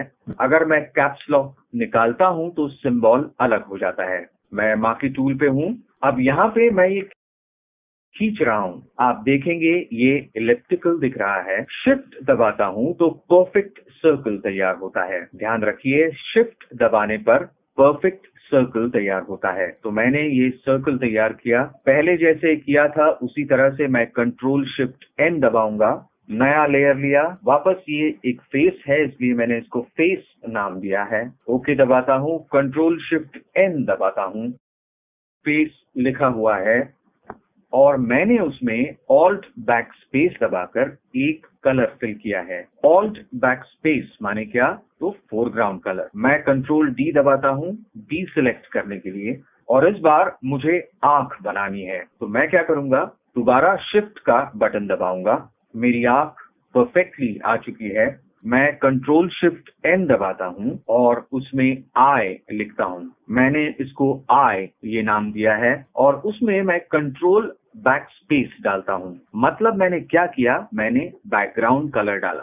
कंट्रोल डी माने डी सिलेक्ट। इस बार मैं कंट्रोल दबाकर इसको क्लिक नहीं कर रहा। तो अब मुझे क्या करना है, मुझे आपको दिखाना है कि इसकी डुप्लीकेट किस तरह से होती है। मैं मार्की टूल पे था, मूव टूल पे आ रहा हूं और अब मैं ऑल्ट का बटन दबाता हूं। आप यहाँ देख सकते हैं डबल एरो आ चुका है। डबल एरो का मतलब मैं उसकी डुप्लीकेट बना रहा हूं। आप देख सकते हैं अब ये डुप्लीकेट लेयर तैयार हो चुकी है। यहाँ पर आई लिखा है और यहाँ पर आई कॉपी दिया हुआ है। इसका मतलब ये कि मैंने एक आंख निकाली और उसके बाद उस आंख की कॉपी की और एक तरफ रख दी। उसके लिए मैंने बटन कौन सा इस्तेमाल किया, तो ऑल्ट। ऑल्ट दबाने पर मुझे इसकी कई सारी डुप्लीकेट्स बनाना आसान है। अब आप देखिए मैंने इसका तीसरा डुप्लीकेट बना के यहाँ पे रख दिया है। मैं कंट्रोल जेड करता हूँ यानी अंडू करता हूँ। इसके बाद मुझे क्या करना है, तो मुझे नाक निकालनी है। मैंने शिफ्ट एम ये बटन दबाया, मतलब क्या हुआ, अब मेरे पास स्क्वायर आया है। स्क्वायर आने के बाद मैंने इसे नाक के लिए परफेक्टली इस पोजीशन पे लिया है। कंट्रोल शिफ्ट एन दबा रहा हूं और इसमें कंट्रोल बैक स्पेस यानी इसमें मैंने बैकग्राउंड कलर फिल किया है। मैं कंट्रोल डी दबाता हूं। अब मुझे ये जो सिलेक्शन है उसमें मुझे ट्रायंगल चाहिए, तो मुझे क्या करना होगा, मैं कंट्रोल टी दबाता हूं, वापस इस तरफ आ चुका हूं। यहाँ आने के बाद आपको कम या ज्यादा करने का सिंबल दिखाई देता है, लेकिन कंट्रोल दबाने पर आपको एक एरो दिखेगा। मैंने उस एरो से इसे इस तरफ खींचा है, वापस कंट्रोल दबाया है और मैंने इस एरो को एक साथ कर लिया है। यहाँ एक ट्रायंगल तैयार हुआ। अब मैं एंटर दबाता हूँ। अब ये तैयार हुई उसकी नाक, लेकिन ये नाक मुझे थोड़ी छोटी चाहिए। इसके लिए मैं कंट्रोल टी दबाकर ऑल्ट शिफ्ट दबाऊंगा, जिस वजह से ये नाक छोटी हो जाएगी। देखिए मैंने ये नाक तैयार कर दी है और उसे परफेक्टली सेंटर पर मैंने रख दिया है। ये आंख अगर सेंटर में नहीं है तो आई कॉपी करके मैंने इसको भी सेंटर में लाया हुआ है। अब मुझे उसका मुंह निकालना है, तो मुंह निकालने के लिए मैं क्या करूंगा, मैंने एम दबाया, उसके बाद कंट्रोल डी करूंगा, शिफ्ट एम दबाता हूं ताकि मुझे इलिप्टिकल मार्की टूल आ जाएगा। मैंने मुंह निकालने के लिए इसको ये इस तरह से किया है। पहले जैसे मैंने बताया ऑल्ट दबाने पर माइनस सिंबल आता है। माइनस सिंबल आने के बाद इससे मैं ये सब्ट्रैक्ट कर रहा हूँ। अब आप देख सकते हैं ये मेरा मुंह तैयार हो चुका है। कंट्रोल शिफ्ट एन दबा रहा हूँ और लिखूंगा माउथ। मैंने उसकी माउथ यानी उसका मुंह बना दिया है। ओके दबाता हूँ और उसमें कंट्रोल बैक स्पेस दबाता हूँ, मतलब मैंने उसके अंदर बैकग्राउंड कलर फिल किया है। कंट्रोल डी दबा रहा हूँ। अब ये जो मुंह है ये बड़ा हो चुका है, इसे मुझे छोटा करना है, तो मुझे क्या करना पड़ेगा, कंट्रोल डी दबाता हूँ, ऑल्ट शिफ्ट दबाता हूँ। मुझे जो चाहिए उस साइज में मैंने इसे सेट किया है। मैं एंटर दबाता हूँ। मुझे अब आईब्रोज करने हैं, तो आईब्रोज बनाने के लिए मुझे क्या करना पड़ेगा, तो मैंने इसके ऊपर और एक सर्कल बनाया, ऑल्ट दबाया और अब मैं नीचे से एक सर्कल बना रहा हूं। उसके बाद मैं कंट्रोल शिफ्ट एन दबाऊंगा। इसके अंदर मैं आईब्रो ये शब्द लिखूंगा, ओके दबाता हूं और इसमें दोबारा कंट्रोल बैक स्पेस मैंने किया है, यानी बैकग्राउंड कलर फिल किया है। मेरी एक आईब्रो तैयार हो चुकी है और जैसे कि मैंने पहले बताया, वापस मूव टूल पे आता हूँ। वी कमांड मैंने दबाई है, मैं मूव टूल पे आ चुका हूँ। उसके बाद मैंने ऑल्ट दबाया और मैंने इसको ये यहाँ पे लाके रखा। अब इसे यहाँ रखने के बाद मुझे ये आईब्रो कुछ ठीक नहीं लग रही। यहाँ मैं कंट्रोल टी दबाता हूँ, राइट क्लिक करता हूँ और फ्लिप हॉरिजॉन्टल करता हूँ। फ्लिप हॉरिजॉन्टल की वजह से वो आईब्रो परफेक्टली फ्लिप हो चुकी है। अब ये फ्लिप हॉरिजॉन्टल क्या करता है, इसका हम एक उदाहरण देखेंगे। मार्कर टूल लेता हूँ, इसमें मानिए कि मैंने एक सर्कल निकाला है। मैं कंट्रोल और ऑल्ट दबा के इसमें से माइनस कर रहा हूं, ये थोड़ा। कंट्रोल शिफ्ट एन दबाता हूं आपको दिखाने के लिए और उसमें फोरग्राउंड कलर डालता हूं। कंट्रोल डी माने डी सिलेक्ट करता हूं। कंट्रोल टी दबाने के बाद फ्लिप हॉरिजॉन्टल क्या करता है ये आप देखिए, ये परफेक्टली उल्टी तरफ हॉरिजॉन्टली घूमता है। अब फ्लिप वर्टिकल क्या करता है ये भी हम देखते हैं। फ्लिप वर्टिकल में होता यह है, ऊपर का पोर्शन नीचे, नीचे का पोर्शन ऊपर। तो इस तरह से आप ये कर सकते हो। मैंने ये लेयर, ये डिलीट का बटन दबाते हुए इसको डिलीट किया है। मतलब फ्लिप हॉरिजॉन्टल, फ्लिप वर्टिकल, ये दोनों बातें आप जान चुके हैं। इस तरह से ये चेहरा तैयार हो चुका है। अब आपका होमवर्क ये है, मैं ये पहला लेयर और आखिरी लेयर क्लिक करता हूं, कंट्रोल टी दबाता हूं, को छोटा करता हूं। आपको आपके कंप्यूटर पर पूरी तरह से उसके हाथ, पांव, उसका पेट ये तैयार करना है और यही आपका होमवर्क है। अब हम देखेंगे लासो टूल। लासो टूल की शॉर्ट की है एल। समझिए कि आप मार्कर टूल पे है और आपने एल दबाया तो आप लासो टूल पे आ जाएंगे। अब लासो टूल का इस्तेमाल किस लिए होता है? लासो टूल का जो पहला ऑप्शन है वो है नॉर्मल लासो टूल, जिसे हम फ्री हैंड लासो टूल कहते हैं, जिसमें किसी भी प्रकार का शेप आप डाल सकते हो। उसके बाद है पॉलीगॉन लासो टूल और उसके बाद है magnetic lasso tool. Lasso tool से टॉगल करने के लिए शिफ्ट एल ये कमांड है। अब आप देखेंगे, आप यहाँ पे देख सकते हो कि मैं lasso tool, polygon lasso tool और मैग्नेटिक लासो टूल, इन हर एक में मैं शिफ्ट एल इस कमांड से जा रहा हूं। अब मैं फ्री हैंड लासो टूल पे हूं। मैं कंट्रोल एन दबाता हूं। मैं 12 बाय 12 इंच का एक स्क्वायर बनाता हूं और अब देखिए मैं इस लासो टूल का इस्तेमाल किस तरह से करता हूं। मैं कुछ यूं करता हूं कि मुझे फ्री हैंड लासो टूल से एक पर्वत बनाना है। मैं कुछ इस तरह से पर्वत निकालता हूं। मैंने इसका सिलेक्शन किया। अब आप देखिए पर्वत का कलर क्या होता है, वो जनरली डार्क ब्राउन कलर का होता है। मैंने ये डार्क ब्राउन कलर उसमें फिल किया, लेकिन ये फिल करते समय अगर आप यहाँ देखोगे तो बैकग्राउंड में ही ये कलर फिल हुआ है। मुझे ये नहीं चाहिए, तो हमें क्या करना होगा, हमें एक नई लेयर बनानी होगी। नए लेयर के लिए हमें कंट्रोल शिफ्ट एन, जैसे कि मैंने पहले बताया, कंट्रोल शिफ्ट एन दबाना होगा और मैं इसके ऊपर क्या लिखूंगा, अब मुझे माउंटेन बनाना है, इसलिए मैं वहां माउंटेन लिखूंगा और ओके दबाऊंगा। अब मैं इसमें foreground colour alt back space करके डालूंगा। मैंने ऑल्ट बैक स्पेस करके फोरग्राउंड कलर डाला हुआ है। अब मुझे एक पेड़ बनाना है, तो पेड़ बनाने के लिए मुझे पहले क्या करना पड़ेगा, तो मुझे पहले पेड़ का स्टेम बनाना पड़ेगा। तो मैं एक स्टेम बनाऊंगा। ये देखिए मैंने इस पेड़ का स्टेम बना दिया। वापस मैं कंट्रोल शिफ्ट एन में जाऊंगा। मैंने नाम दिया ट्री स्टेम, ओके दबाया और मैं उसके लिए थोड़ा लाइटर कलर इस्तेमाल करूंगा जिससे वो डिफरेंशिएट हो और फिर ऑल्ट बैक स्पेस दबाऊंगा। अब मुझे इसके पत्ते भी दिखाने हैं। अब पत्ते दिखाने के लिए मैं कुछ इस तरह से ड्राइंग करता हूं। कंट्रोल शिफ्ट एन दबाता हूं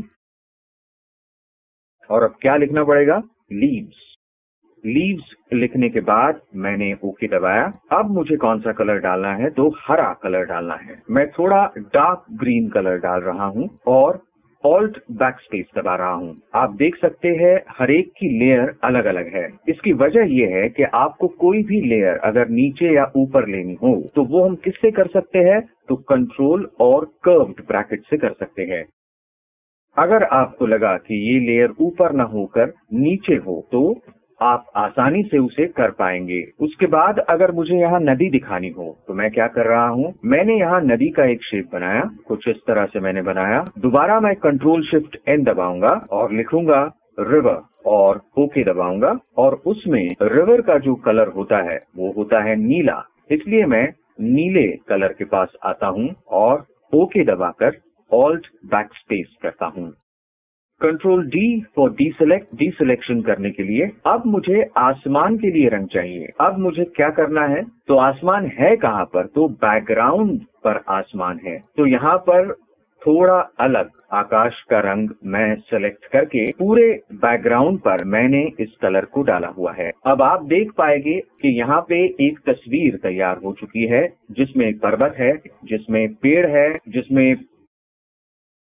पेड़ों के पत्ते हैं और नदी भी है। अब उसमें समझो मुझे एक सूरज दिखाना हो, तो सूरज दिखाने के लिए मैं क्या करूंगा, सूरज दिखाने के लिए मैं मार्कर टूल पर आऊंगा, शिफ्ट एम दबा रहा हूं और मैंने एक सर्कुलर शेप निकाला है। उसके बाद मैंने उसे यहाँ पर रखा और सूरज का जो रंग होता है पीला रंग, वो हम उसे देंगे। अंदाज से इस कलर को मैं ओके करता हूं और मुझे जो करना है कंट्रोल शिफ्ट एन दबाकर उसके अंदर सन लिखना है। ओके दबा रहा हूं, ऑल्ट बैक स्पेस दबाता हूं। अब ये सूरज पीछे गया हुआ है, अगर ये लेयर सबसे आगे रहती तो कुछ इस तरह से दिखता। तो आपको क्या करना है, आपको कंट्रोल और कर्व्ड ब्रैकेट देके एक एक लेयर को पीछे लेना है और इस तरह से आपकी एक नेचर ड्राइंग यहाँ पर तैयार हो चुकी है। अब ये करते समय समझिए मुझे इस पेड़ के पत्ते दिखाने हैं, ये पत्ते मुझे धुंधले धुंधले से दिखाने हैं, तो मैं क्या करूंगा, तो यहाँ पर मैंने ये शेप बनाया है, मैं वही कलर पिक करूंगा। ये कलर पिक करने के लिए मैं उस कलर पे आया, उस कलर को पिक किया और थोड़ा धुंधला किया, माने थोड़ी लाइटर शेड ली, ओके किया और मुझे यहाँ फैला हुआ कलर चाहिए। उसलिए मुझे क्या करना पड़ेगा, तो मुझे शिफ्ट F6 दबाना पड़ेगा। शिफ्ट F6 से होगा ये कि यहाँ पे फेदर आएगा। फेदर क्या काम करता है वो पहले हम देखते हैं।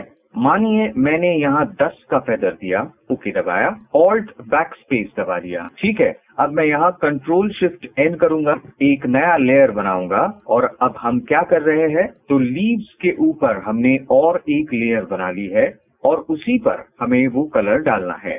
अब कंट्रोल डी दबाने के बाद फेदर है 10। आप अगर गौर से इसे देखोगे तो आपको दिखेगा कि थोड़ा सा धुंधला है, ज्यादा नहीं। ज्यादा अगर करना हो तो आपको कंट्रोल जेड दबाना पड़ेगा, ऑल्ट कंट्रोल जेड, माने दूसरी बार मैंने अंडू किया और शिफ्ट F6 दबाया। अब मैं फेदर करता हूं 50। अब आपको एकदम धुंधला दिखेगा।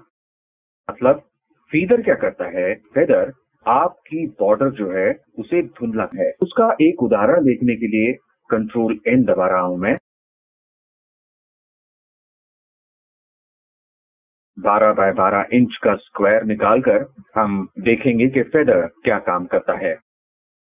मैं यहाँ पर एक सर्कल बनाऊंगा, उसके बाद मैंने कंट्रोल शिफ्ट एन दबाया। अब मैं एक कलर चुनता हूँ, कोई भी सॉलिड कलर चुनता हूँ। अब मानिए मुझे यहाँ डिफॉल्ट कलर लाने हैं फोरग्राउंड और बैकग्राउंड के लिए। उसकी शॉर्ट की है डी दबाने पर ब्लैक ऊपर आएगा फोरग्राउंड पर और बैकग्राउंड पर व्हाइट कलर आएगा। अगर मैं एक्स दबाता हूं तो आपको दिखेगा कि फोरग्राउंड कलर जो है वो है व्हाइट और बैकग्राउंड कलर है ब्लैक। दोबारा एक्स दबाता हूं, अब आप देखिए जैसे था वैसे ही हुआ। अब मानिए कि मैंने यहाँ एक अलग कलर सिलेक्ट किया है और यहाँ एक अलग कलर सिलेक्ट किया है और मुझे डिफॉल्ट कलर पर आना है, तो मुझे क्या दबाना पड़ेगा, डी। बिल्कुल सही, तो डी ये बटन दबाने से आपका डिफॉल्ट कलर आ जाता है। अब मानिए फोरग्राउंड बैकग्राउंड पर और बैकग्राउंड फोरग्राउंड पर करते हुए हम लोग काम करेंगे। आपको समझने के लिए मैं ओके दबा रहा हूँ। यहाँ पर मैंने ये कलर लिया हुआ है और यहाँ पर एक दूसरा कलर लिया हुआ है, ठीक है। अब मैं एक्स दबाता हूँ, फोरग्राउंड बैकग्राउंड पर और बैकग्राउंड फोरग्राउंड पर आ जाता है। तो एक्स से क्या होता है कि फोरग्राउंड का कलर बैकग्राउंड में जाता है और बैकग्राउंड का कलर फोरग्राउंड पर आता है। डी दबाने से क्या होता है, तो डिफॉल्ट कलर आते हैं। अब हमने डिफॉल्ट कलर लिए हुए हैं। ये जो सिलेक्शन है उसको मैंने फेदर दिया हुआ है क्या, तो नहीं, मैंने जरा भी फेदर दिया हुआ नहीं है। अब मैं ऑल्ट बैकस्पेस करता हूँ, आपको यहाँ दिखेगा। मैं कंट्रोल डी दबाता हूँ, आपको यहाँ जरा भी फेदर नहीं दिखेगा, मतलब आपको कोई भी धुंधला पार्ट नहीं दिखेगा। मैं कंट्रोल जेड करता हूँ, ऑल्ट कंट्रोल जेड, यानी एक बार और अंडू करता हूँ और शिफ्ट F6 बटन दबाता हूँ। हम एक काम करते हैं, हम लोग 10 से शुरुआत करते हैं। मैंने 10 सिलेक्ट किया हुआ है। अब मैं इसमें ऑल्ट बैकस्पेस करता हूँ, कंट्रोल डी दबाता हूँ। अगर आपने ठीक तरह से देखा तो आसपास का पोर्शन जो है वो धुंधला हुआ है। मैं कंट्रोल 0 दबाता हूँ ताकि फुल स्क्रीन करूं। उसके बाद मैं कंट्रोल Z दबाता हूँ, ऑल्ट कंट्रोल Z दबाता हूँ। अब शिफ्ट F6 किस लिए है ये कमांड? ये फेदर की कमांड है। अब मैं ये 25 करता हूँ, ओके दबाता हूँ, वापस ऑल्ट बैकस्पेस दबाता हूँ। अब आप देख पाएंगे कि फेदर बढ़ चुका है। वापस control Z, alt control Z, मतलब 2 बार मैंने अंडू किया हुआ है। शिफ्ट F6, अब मैं इसको 50 रखता हूँ, वापस ऑल्ट बैकस्पेस दबाता हूँ। आप देख सकेंगे कि फेदर बढ़ते जा रहा है। समझ में आ रहा है? Control Z, alt control Z, shift F6, अब मैं इसको 100 रखता हूँ। देखते हैं क्या होता है। ऑल्ट बैकस्पेस, ये देखिए फेदर बिल्कुल बढ़ चुका है। इसके जरिए फेदर क्या काम करता है ये आपको पता चल गया होगा। मैं ये फाइल बंद कर रहा हूँ। तो इस तरह से हम ये फेदर यहाँ ला चुके हैं। पहले जो दिखाया उस तरह मैं मूव टूल पे आता हूँ। अब मुझे इसके डुप्लीकेट्स बनाने हैं तो मैंने ऑल्ट दबाया। ये लेयर ऑलरेडी सिलेक्टेड है। अब मैं इसकी छटाएं जहां तहां लगाकर पेड़ का फील लाने की कोशिश करता हूँ। आप देख सकते हैं इस तरह से मैं उस पेड़ पर पत्ते हैं इसका आभास निर्माण कर रहा हूँ। ये देखिए, आप ये देख सकते हैं। तो मैंने इस तरह से इस पेड़ को पत्ते है इसका फील तैयार किया है। अगर आपने इस तरीके से किया तो आप इसका एक खूबसूरत सीन बना सकते हो। और फेदर, ये कमांड आपको पता चल चुकी होंगी। उसके बाद फ्री हैंड लासो क्या करता है ये कमांड भी पता चल चुकी होंगी। कंट्रोल शिफ्ट N यानी न्यू लेयर कैसी बनाई जाती है ये पता चल चुका होगा। लेयर को ऊपर नीचे कैसे लिया जाता है ये पता चल चुका होगा।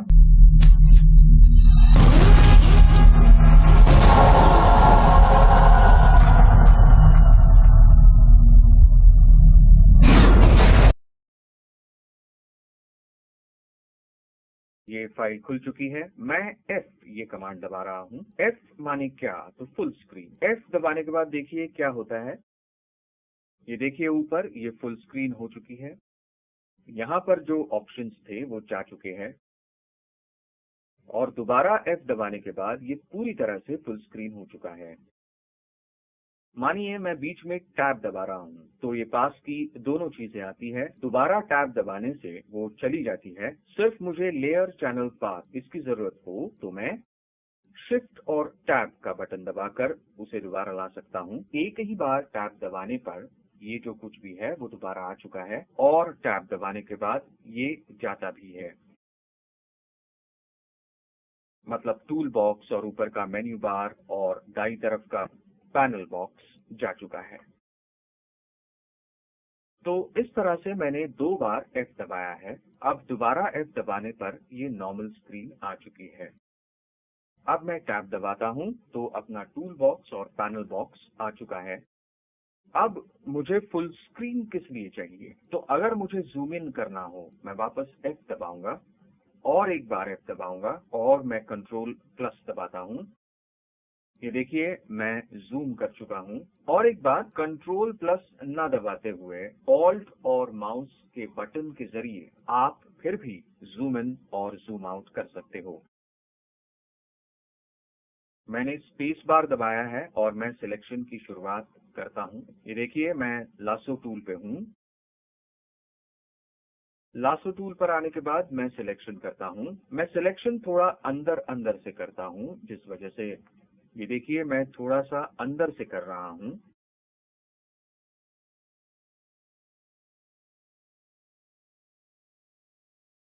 जिस वजह से उसकी ब्लैक शैडो जो है वो ना आए।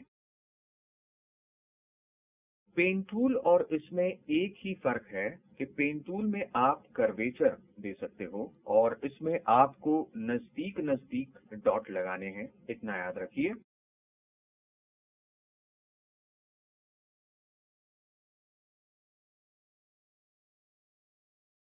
ये मैं सिलेक्शन कर रहा हूँ। सिलेक्शन करते समय मैं उसको जरा सा अंदर से ले रहा हूँ। बीच में अगर मुझे हैंड टूल की जरूरत पड़ती है तब मैं शिफ्ट प्रेस करता हूँ ताकि मेरा हैंड टूल आए।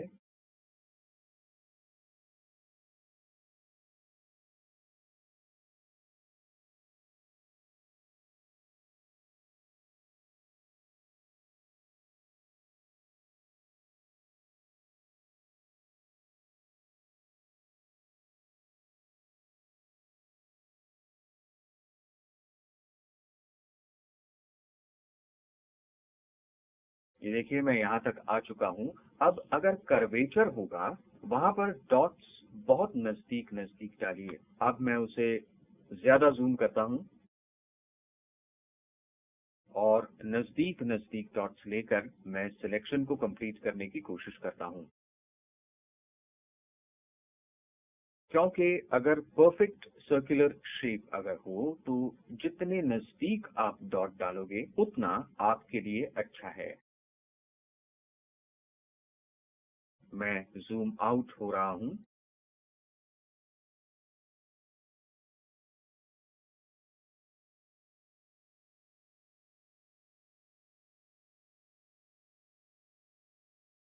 अब मानिए मैंने यहाँ क्लिक किया और मुझे अनडू करना हो, तब मैं क्या करूंगा, मैं बैक स्पेस करूंगा। इस तरह पीछे आ गया हूं मैं और अब मैं सिलेक्शन कंप्लीट कर रहा हूं।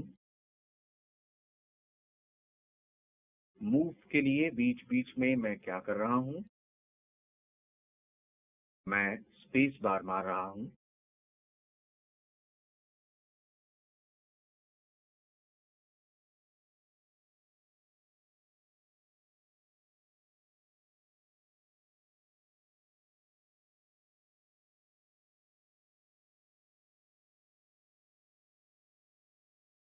यहाँ पर दोबारा कर्वेचर आ चुका है। मैं आहिस्ता से काम कर रहा हूँ, नजदीक डॉट डाल रहा हूँ जिस वजह से कर्वेचर अच्छा हो।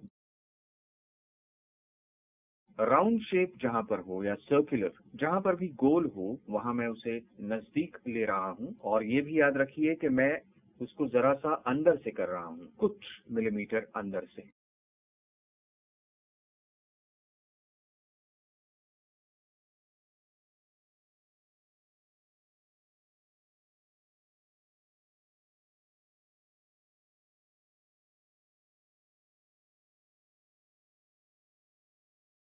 वापस सर्कुलर शेप आया हुआ है, मैं नजदीक डॉट लगाता हूं। यहां से मुझे नीचे जरूरत नहीं है, इसलिए मैं यहीं से वापस आ रहा हूं। इतना जूम करने पर होता ये है कि अगर आपकी कोई गलतियां हो तो वो भी ऑटोमेटिकली ढक जाए।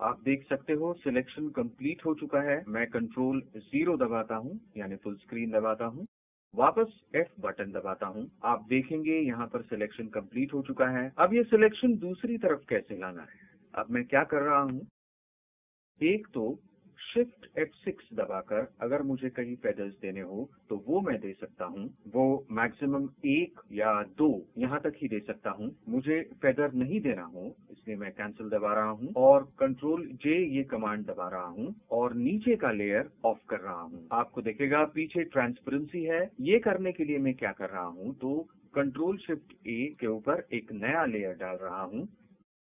देख सकते हैं ये जो ड्रेस मैंने किया है वो कटिंग करके रखा है पॉलीगॉन लासो टूल के जरिए।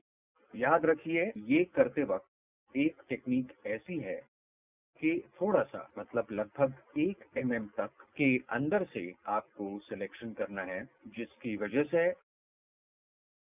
आपका बैकग्राउंड कलर और ऑब्जेक्ट का कलर जो मर्ज होता है वो मर्ज नहीं होगा। तो इस तरह से ये कटिंग की हुई है। इस तरह लासो टूल का इस सिलेक्शन के लिए इस्तेमाल हो सकता है। मैं ये फाइल बंद कर रहा हूं। अब हम मुड़ते हैं मैग्नेटिक टूल लासो की तरफ।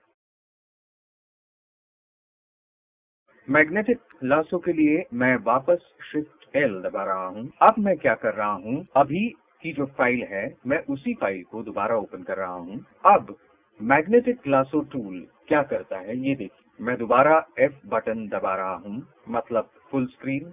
वापस एफ बटन दबा रहा हूं और कंट्रोल प्लस दबा रहा हूं। मैंने इमेज जूम कर ली है। मुझे यहाँ से सिलेक्शन करना है। देखिए मैंने यहाँ पहली क्लिक की और ऑटोमेटिकली मैं यहाँ से ये घुमाते गया। आप देख सकते हैं कि ब्राइटनेस भी उसी हिसाब से सेट होती जा रही है। आप देख सकते हैं, लेकिन ये इतना परफेक्टली सेट नहीं होता। ये देखिए यहाँ पर अगर आप देख रहे हैं तो आप देख सकते हैं कि इतना परफेक्टली ये सिलेक्ट नहीं होता जितना पॉलीगॉन लासो टूल से होता है। यहाँ पर जो कॉन्ट्रास्ट है उस कॉन्ट्रास्ट का पार्ट वो पकड़ते जा रहा है। मैं जूम आउट कर रहा हूँ।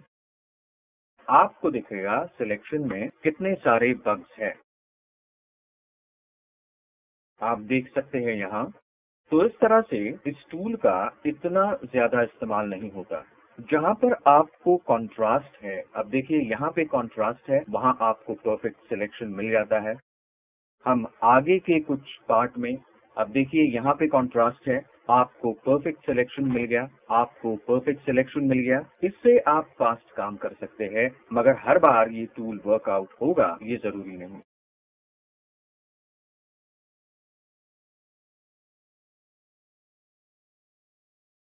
आप देखिए यहाँ पे परफेक्टली नहीं पकड़ा है उसने, क्योंकि वहाँ पर कॉन्ट्रास्ट नहीं था। और अब इस तरह से हम ये सिलेक्शन करके देखते हैं कि किस तरह से ये हो रहा है।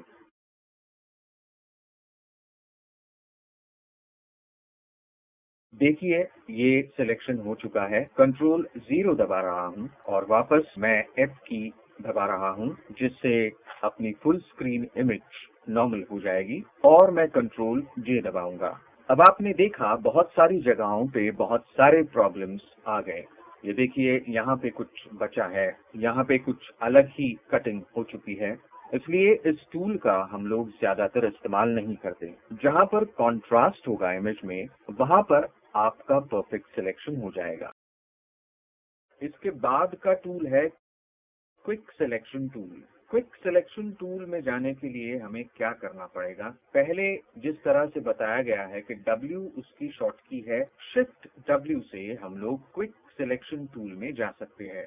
आप देख सकते हैं यहाँ, ये देखिए यहाँ पे मैंने क्लिक किया है। अगर आप देख सकते हो तो यहाँ दोनों तरफ WW लिखा हुआ है। शिफ्ट W दबाने के बाद होता ये है कि मैं शिफ्ट क्विक सिलेक्शन टूल में जा पहुंचता हूँ। ये हमेशा प्लस पे सिलेक्टेड होता है, ऐड टू सिलेक्शन में सिलेक्टेड होता है। मैं इसके लिए भी पहले का ही एग्जाम्पल लेता हूँ। दाई तरफ की कर्व्ड ब्रैकेट दबाने के बाद उसकी साइज चेंज होती है। बाई तरफ से वो कम होता है, दाई तरफ से बढ़ता है। तो मैंने इसे सेलेक्ट किया हुआ है। आप देख सकते हो कितनी बार इसका सिलेक्शन हुआ है। विद इन सेकेंड्स आपका सिलेक्शन हो चुका है। मैं ऑल्ट दबाकर माइनस करता हूँ, वापस जूम करता हूँ, शिफ्ट दबाकर फुल स्क्रीन करता हूँ। अब देखते हैं सिलेक्शन किस तरह से हुआ है। अगर आप गौर से देखो तो सिलेक्शन बहुत सही तरीके से हुआ है, लेकिन ये करते समय आपको इस चीज का ध्यान रखना है कि सिलेक्शन सही हुआ है या कुछ जगह पे गलत हुआ है। यहाँ पर ऑल्ट दबाने पर ये माइनस होता है, देखिए। और शिफ्ट दबाने के बाद शिफ्ट दबाने की जरूरत नहीं होती, यहाँ प्लस पर ही क्विक सिलेक्शन टूल एक्टिव होता है। देखिए ये सिलेक्ट हो चुका है। अब यहाँ पर मैं 0 करता हूँ। अब और एक बात, मैं यहाँ कंट्रोल 0 करता हूँ। अब यहाँ पर दूसरी बात एक और है। पहले ही हमने देखा कि कंट्रोल Z से, हमने पहले देखा कि कंट्रोल Z से सिलेक्शन की डुप्लीकेट तैयार होती है। हमने पहले देखा कि कंट्रोल J से सिलेक्शन की डुप्लीकेट तैयार होती है। हम कंट्रोल J करेंगे, आप देखेंगे यहाँ डुप्लीकेट हो गया है। मैं कंट्रोल Z करता हूँ। अब मुझे यहाँ मास्क एक्टिवेट करना है। फिर भी आपका मास्क एक्टिवेट होता है और आपका सिलेक्शन हो चुका है। अब ये मास्क माने क्या, इसको हम पहले देखेंगे। अब मैं F दबाता हूँ और नॉर्मल पे आता हूँ। मैं इसे बंद करता हूँ। मास्क माने ये करता क्या है। अब मैं कंट्रोल N दबाता हूँ, 12 बाय 12 का एक स्क्वायर लेता हूँ। अब मैं मार्की टूल पे आता हूँ। उसके ऊपर मैंने एक सिलेक्शन किया हुआ है और उसके अंदर मैंने कलर फिल किया है। जो पहला कलर है वो मैंने रेड सिलेक्ट किया है, ओके कर रहा हूँ। और मैं इसमें यानी बैकग्राउंड में एक मास्क देता हूँ। अब समझिए, अगर मैंने इसको एक नॉर्मल मास्क दिया और मैंने इरेजर का बटन दबाया, ये देखिए मैं इरेज कर रहा हूँ। ये देखिए ये इरेज हो रहा है। मैं एक बड़ा इरेजर लेता हूँ। इरेजर मतलब बुझाना, ये उसकी शॉर्ट की है। इरेजर दबाने के बाद हमने ये बुझा दिया है। लेकिन दरअसल ये बुझ चुका है क्या, तो ये बुझा नहीं है। काला मतलब दिखता नहीं और सफेद मतलब दिखता है। ये मास्क की खास बात है। यहाँ मैंने राइट क्लिक करने के बाद डिसेबल मास्क करने के बाद आपको दिखेगा यहाँ पर एक चौकड़ी आई है और यहाँ पर जिस तरह से पिक्चर था उसी तरह से दिख रहा है। उदाहरण के तौर पे हम और एक तस्वीर लेते हैं। अगर मैंने इस पिक्चर को चूज किया और मैंने मास्क एक्टिवेट किया है और इरेजर से मैं इसे इरेज करता हूँ। अब ये क्या इरेज हुआ है, तो दरअसल इमेज जैसी थी वैसे ही है, पर यहाँ पर जो ब्लैक कलर हमने डाला हुआ है या मास्क के ऊपर जो ब्लैक कलर आया हुआ है उससे हमें लगता है कि ये इरेज हो चुका है, लेकिन इमेज को हमने कोई हानि नहीं की है। ये मास्क का सबसे बड़ा फायदा है। ये डिसेबल करने के बाद आपको दिखेगा कि ये इमेज जैसे थी वैसे ही है। मैं इसे डिलीट लेयर मास्क करता हूँ, वापस एक मास्क अप्लाई करता हूँ और इरेजर या ब्रश से क्या होता है वो देखते हैं। मैंने ब्रश लिया हुआ है और ब्रश से मैं काम कर रहा हूँ, पर हो कुछ नहीं रहा है क्योंकि सफेद रंग ऑलरेडी वहाँ पर है। तो अब मुझे कौन सा कलर डालना पड़ेगा, मुझे काला रंग डालना पड़ेगा। आप देख सकते हैं मैंने X दबा दिया है जिससे फोरग्राउंड बैकग्राउंड में और बैकग्राउंड फोरग्राउंड में आ चुकी है।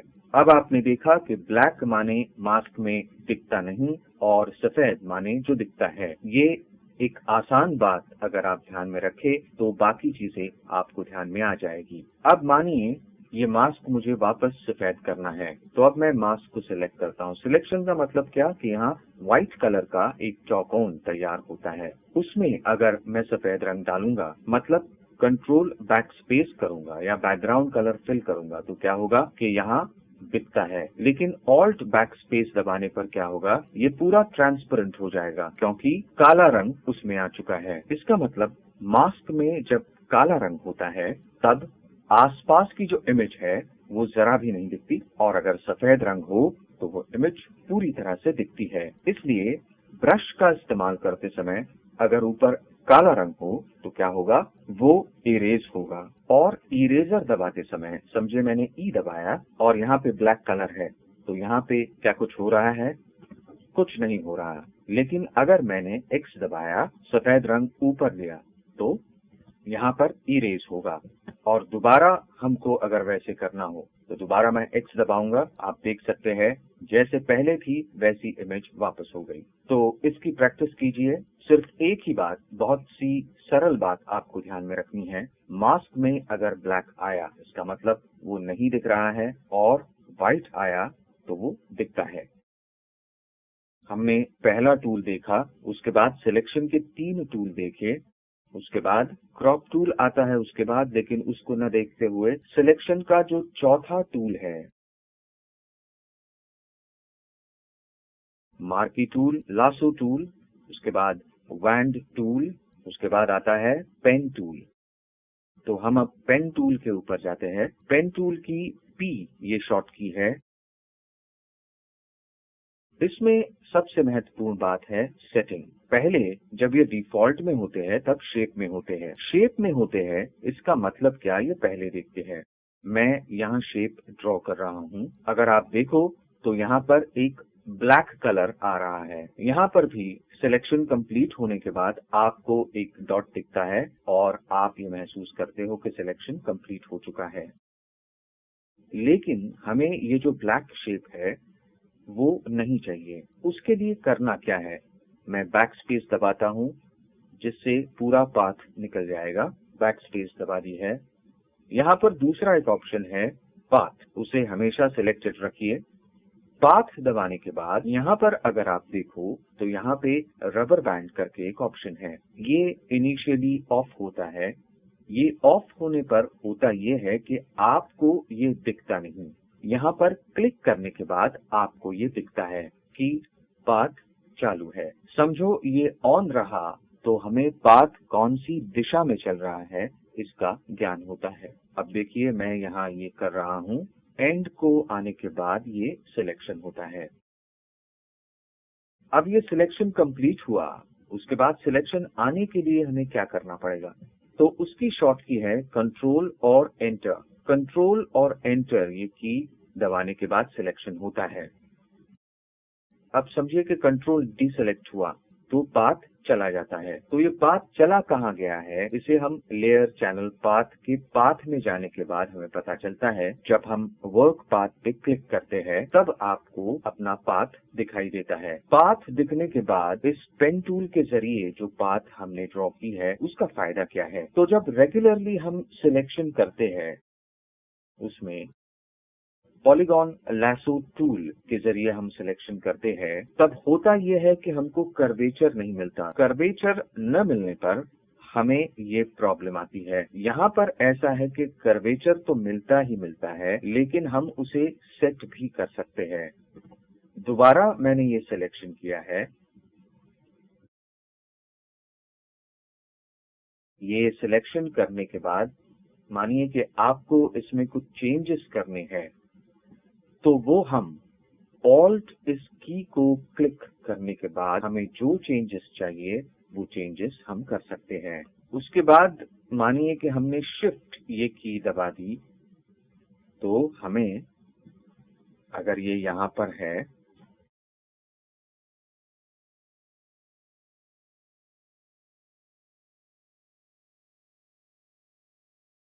शिफ्ट नहीं, ऑल्ट और कंट्रोल की अगर दबाई, ये देखिए हम इस पाथ की डुप्लीकेट बना सकते हैं।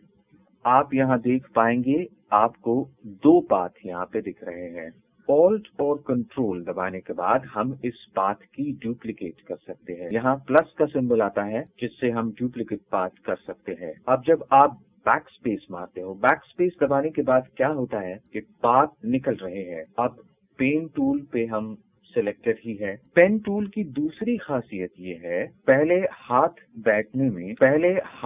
बैठने में थोड़ा समय लगता है। तो इसके लिए एक्सरसाइजेस क्या है, तो मैं आपको एक एक्सरसाइज दिखाता हूँ। मैं मार्की टूल में जाता हूँ, शिफ्ट दबाकर एक परफेक्ट स्क्वायर बनाता हूँ। ऑल्ट ST दबाता हूँ और ये सिलेक्ट करता हूँ। ऑल्ट ST माने क्या, ट्रांसफॉर्म सिलेक्शन। सिलेक्शन मैंने ट्रांसफॉर्म किया हुआ है।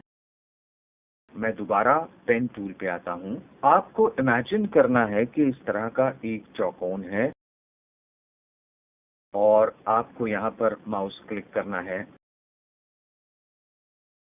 अब देखिए यहाँ पे इसको सीधा रखना है, यहाँ पे क्लिक करना है। यहाँ पे मैं पहुँचा, यहाँ से इस तरह से आप स्क्वायर निकालने की कोशिश कर सकते हैं। कंट्रोल डीसेलेक्ट, इस तरह से आप सर्कल निकालने की कोशिश कर सकते हैं।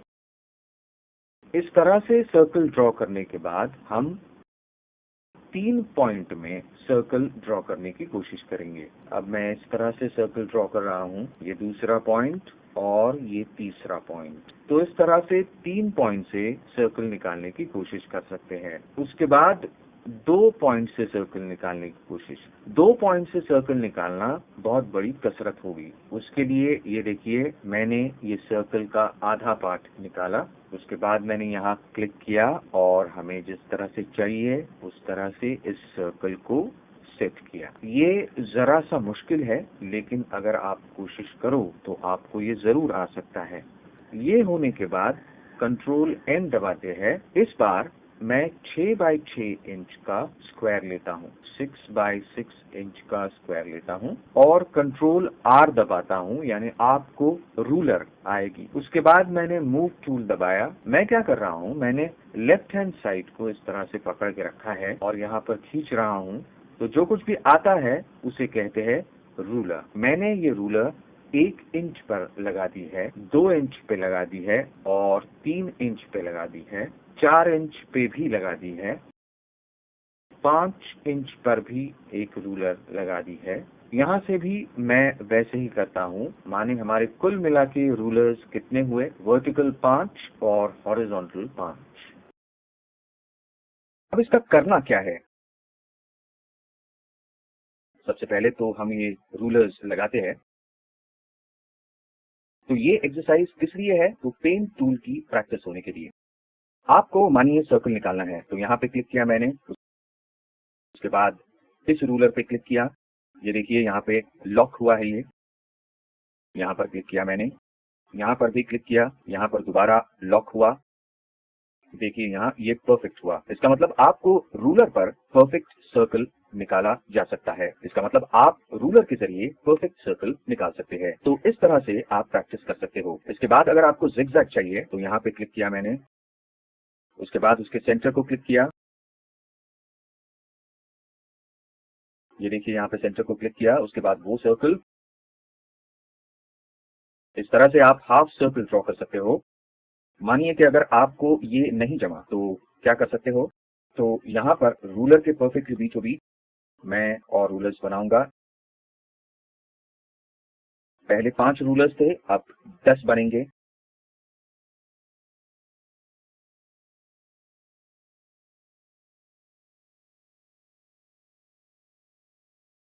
ये देखिए 10 बन गए हैं रूलर्स। मैं पेन टूल ले रहा हूँ, उसके बाद मैंने यहाँ पे क्लिक किया, यहाँ पर भी क्लिक किया, ये देखिए ये सर्कुलर शेप हुआ है। मैं दोबारा यहाँ पे आया।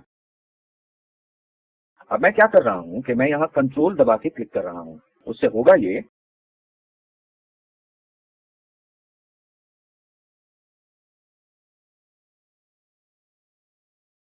कंट्रोल नहीं, मैं ऑल्ट दबा के क्लिक कर रहा हूँ। ऑल्ट दबाने से होता यह है कि वहां का पॉइंट वहीं पर डिस्कनेक्ट होता है। ये देखिए यहाँ पर 2, उसके बाद 1,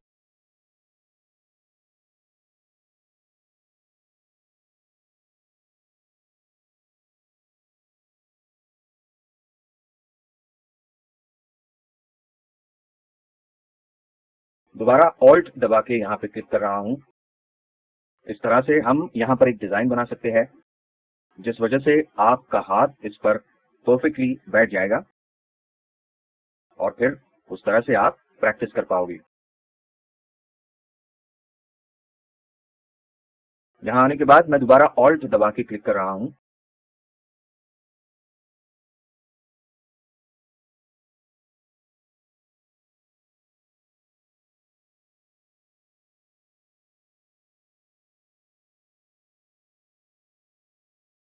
इस तरह से अपनी ये डिजाइन तैयार हो गई।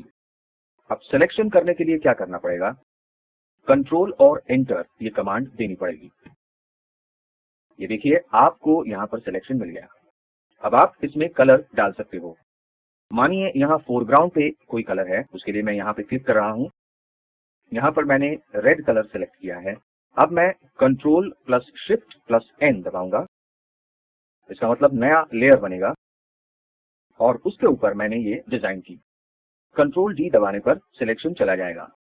अब ये जो ग्रिड दिख रहा है वो जाने के लिए क्या करना पड़ेगा, कंट्रोल एच ये कमांड का इस्तेमाल करना पड़ेगा, जिससे ये ग्रिड निकल जाएगी। लेकिन कंट्रोल एच मतलब हाइड। हम ग्रिड को हाइड कर रहे हैं किस कमांड से, तो कंट्रोल एच इस कमांड से। अब वो ग्रिड अगर दोबारा लानी हो फिर भी कंट्रोल एच यही कमांड इस्तेमाल करनी पड़ेगी। अगर आप इस तरह से प्रैक्टिस करते हो तो आपका स्पीड बढ़ता है। उदाहरण के तौर पे एक इमेज लेते हैं, मुझे ये हाथ सेलेक्ट करने हैं। सबसे पहले मैं फुल स्क्रीन करने के लिए एफ दबाता हूं। पहले मैंने आपको बताया उसके कीज कहां पर है, देखिए standard screen mode, full screen mode with menu bar और स्क्रीन मोड, ये 3 ऑप्शन आपको दिखाई देंगे। कंट्रोल आर के जरिए रूलर भी चली जाएगी। सिलेक्शन करते समय मैं इमेज के थोड़ा अंदर से सिलेक्शन शुरू करता हूं और हर एक क्लिक करते समय मैं ये देखता हूं कि मेरी डायरेक्शन क्या है। अब देखिए मैं कुछ इस तरह से सिलेक्शन कर रहा हूं।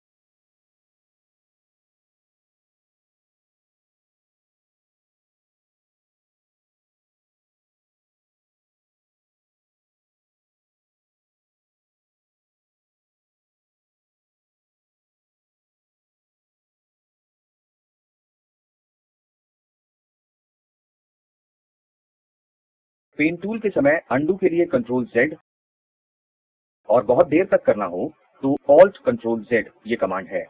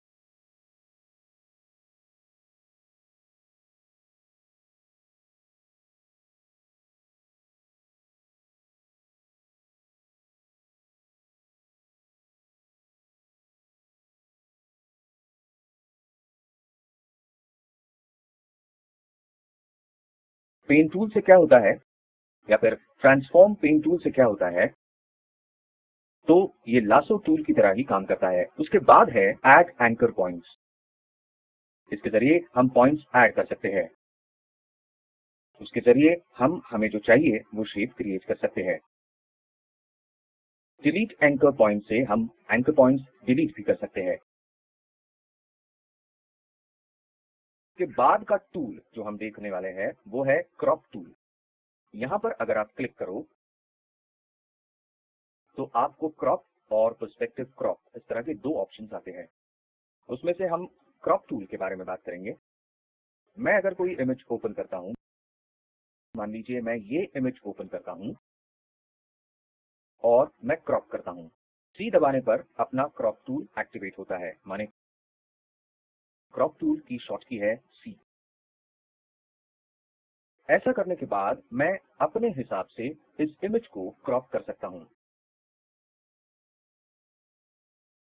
अगर रूल ऑफ थर्ड देखना हो तो आप यहां देख सकते हैं। यहां पे आपने राइट क्लिक किया, वहां पर रोटेट क्रॉप बॉक्स ये ऑप्शन है, रीसेट क्रॉप की ऑप्शन है, use front image aspect ratio, use crop box aspect ratio, ऐसे कई ऑप्शंस आपको यहां पर मिल जाएंगे। उसके बाद आगे की बात यह है कि यहां पर अगर हम क्लिक करते हैं तो यहां है रूल ऑफ थर्ड। मानिए अगर मैंने ग्रिड दबाया तो आपको ग्रिड दिखेगा। आपको डायगोनल कंपोजिशन दिखाना हो तो वो दिखेगी। ट्रायंगुलर कंपोजिशन चाहिए हो तो ट्रायंगुलर दिखेगी। गोल्डन रेशो के लिए ये और गोल्डन स्पाइरल के लिए ये ग्रिड आप सिलेक्ट कर सकते हो। आमतौर पे हम इसे रूल ऑफ थर्ड पे रखते हैं। अब क्रॉप करने के बाद अगर आप यहां देखो तो यहां आप रेशो भी डाल सकते हो। उसके बाद अगर आपको विड्थ, हाइट और रेजोल्यूशन की जरूरत हो, जैसे इसकी 6x4 पिक्सल पर इंच या पिक्सल पर सेंटीमीटर, जो भी आपको चाहिए हो, आप उस हिसाब से उसे क्रॉप कर सकते हो। यहाँ पे देखिए वो उसी तरह से आगे और पीछे होगा, मतलब 4x6, ये उसके साइज के हिसाब से। मानिए आपको ये रिवर्स चाहिए हो तो ये बटन दबाने से आपको ये रिवर्स मिलेगा। यहाँ पर क्लियर दबाने के बाद ये जो था ये निकल चुका है। मानिए अगर मैं क्रॉप में हूं और मुझे क्रॉप ये टूल कैंसिल करना हो तो एस्केप ये कमांड देने के बाद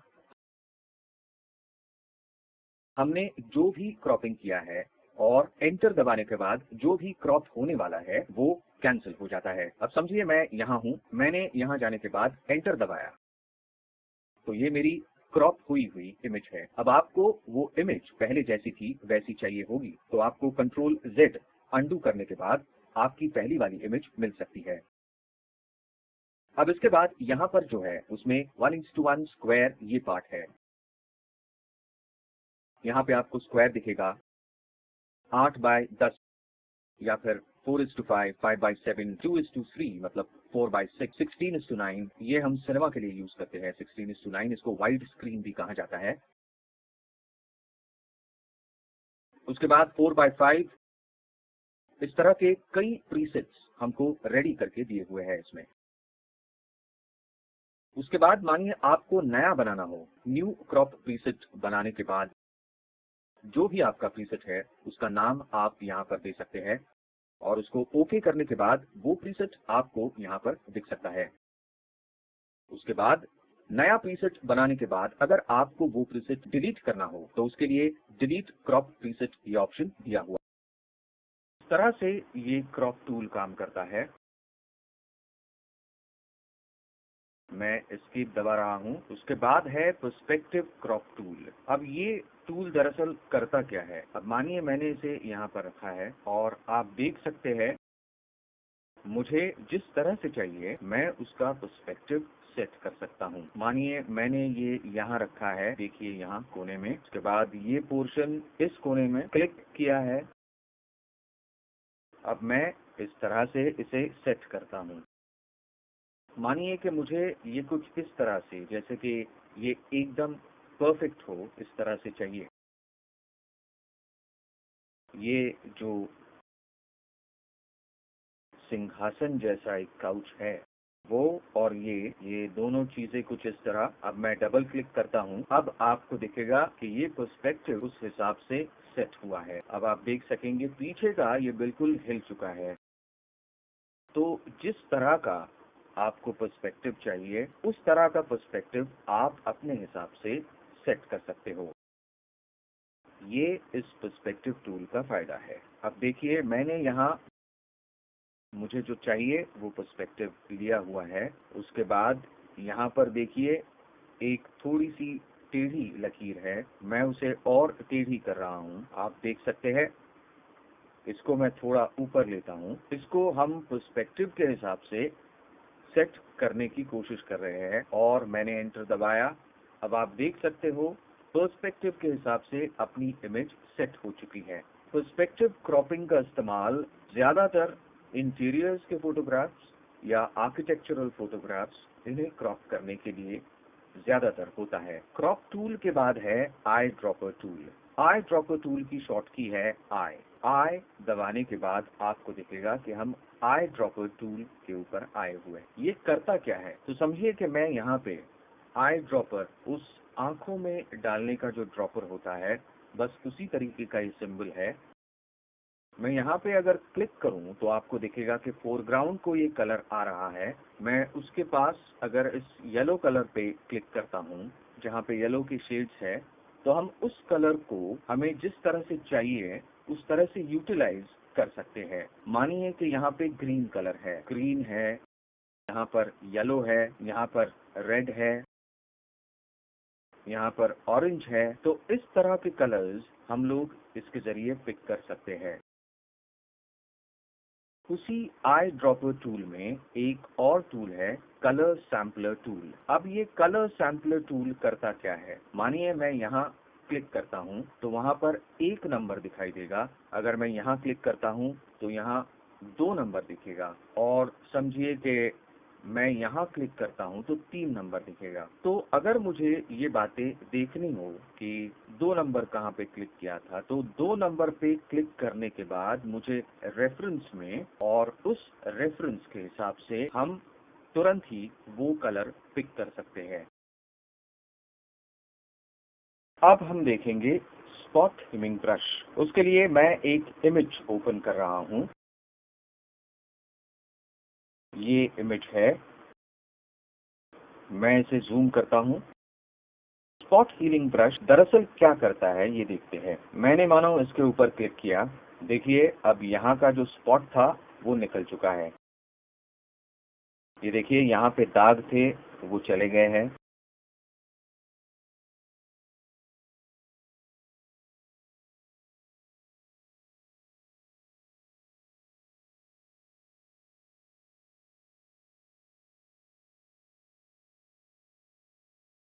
तो इस तरह से हम जो दाग है उन्हें स्पॉट हीलिंग ब्रश से निकाल सकते हैं।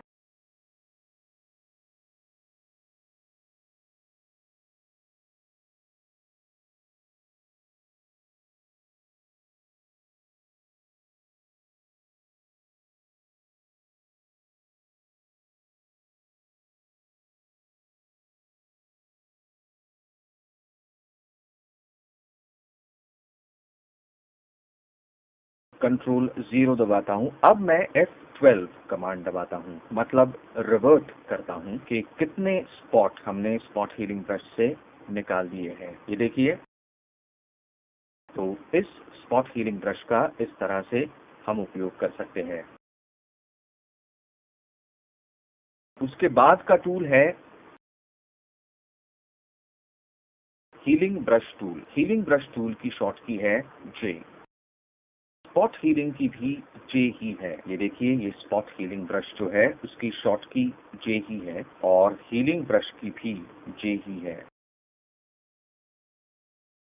तो इससे होता क्या है? इस बार हम ऑल्ट दबाकर हमें जो चाहिए वो पोर्शन सिलेक्ट कर सकते हैं, और वो पोर्शन इस पर हम कॉपी पेस्ट कर सकते हैं।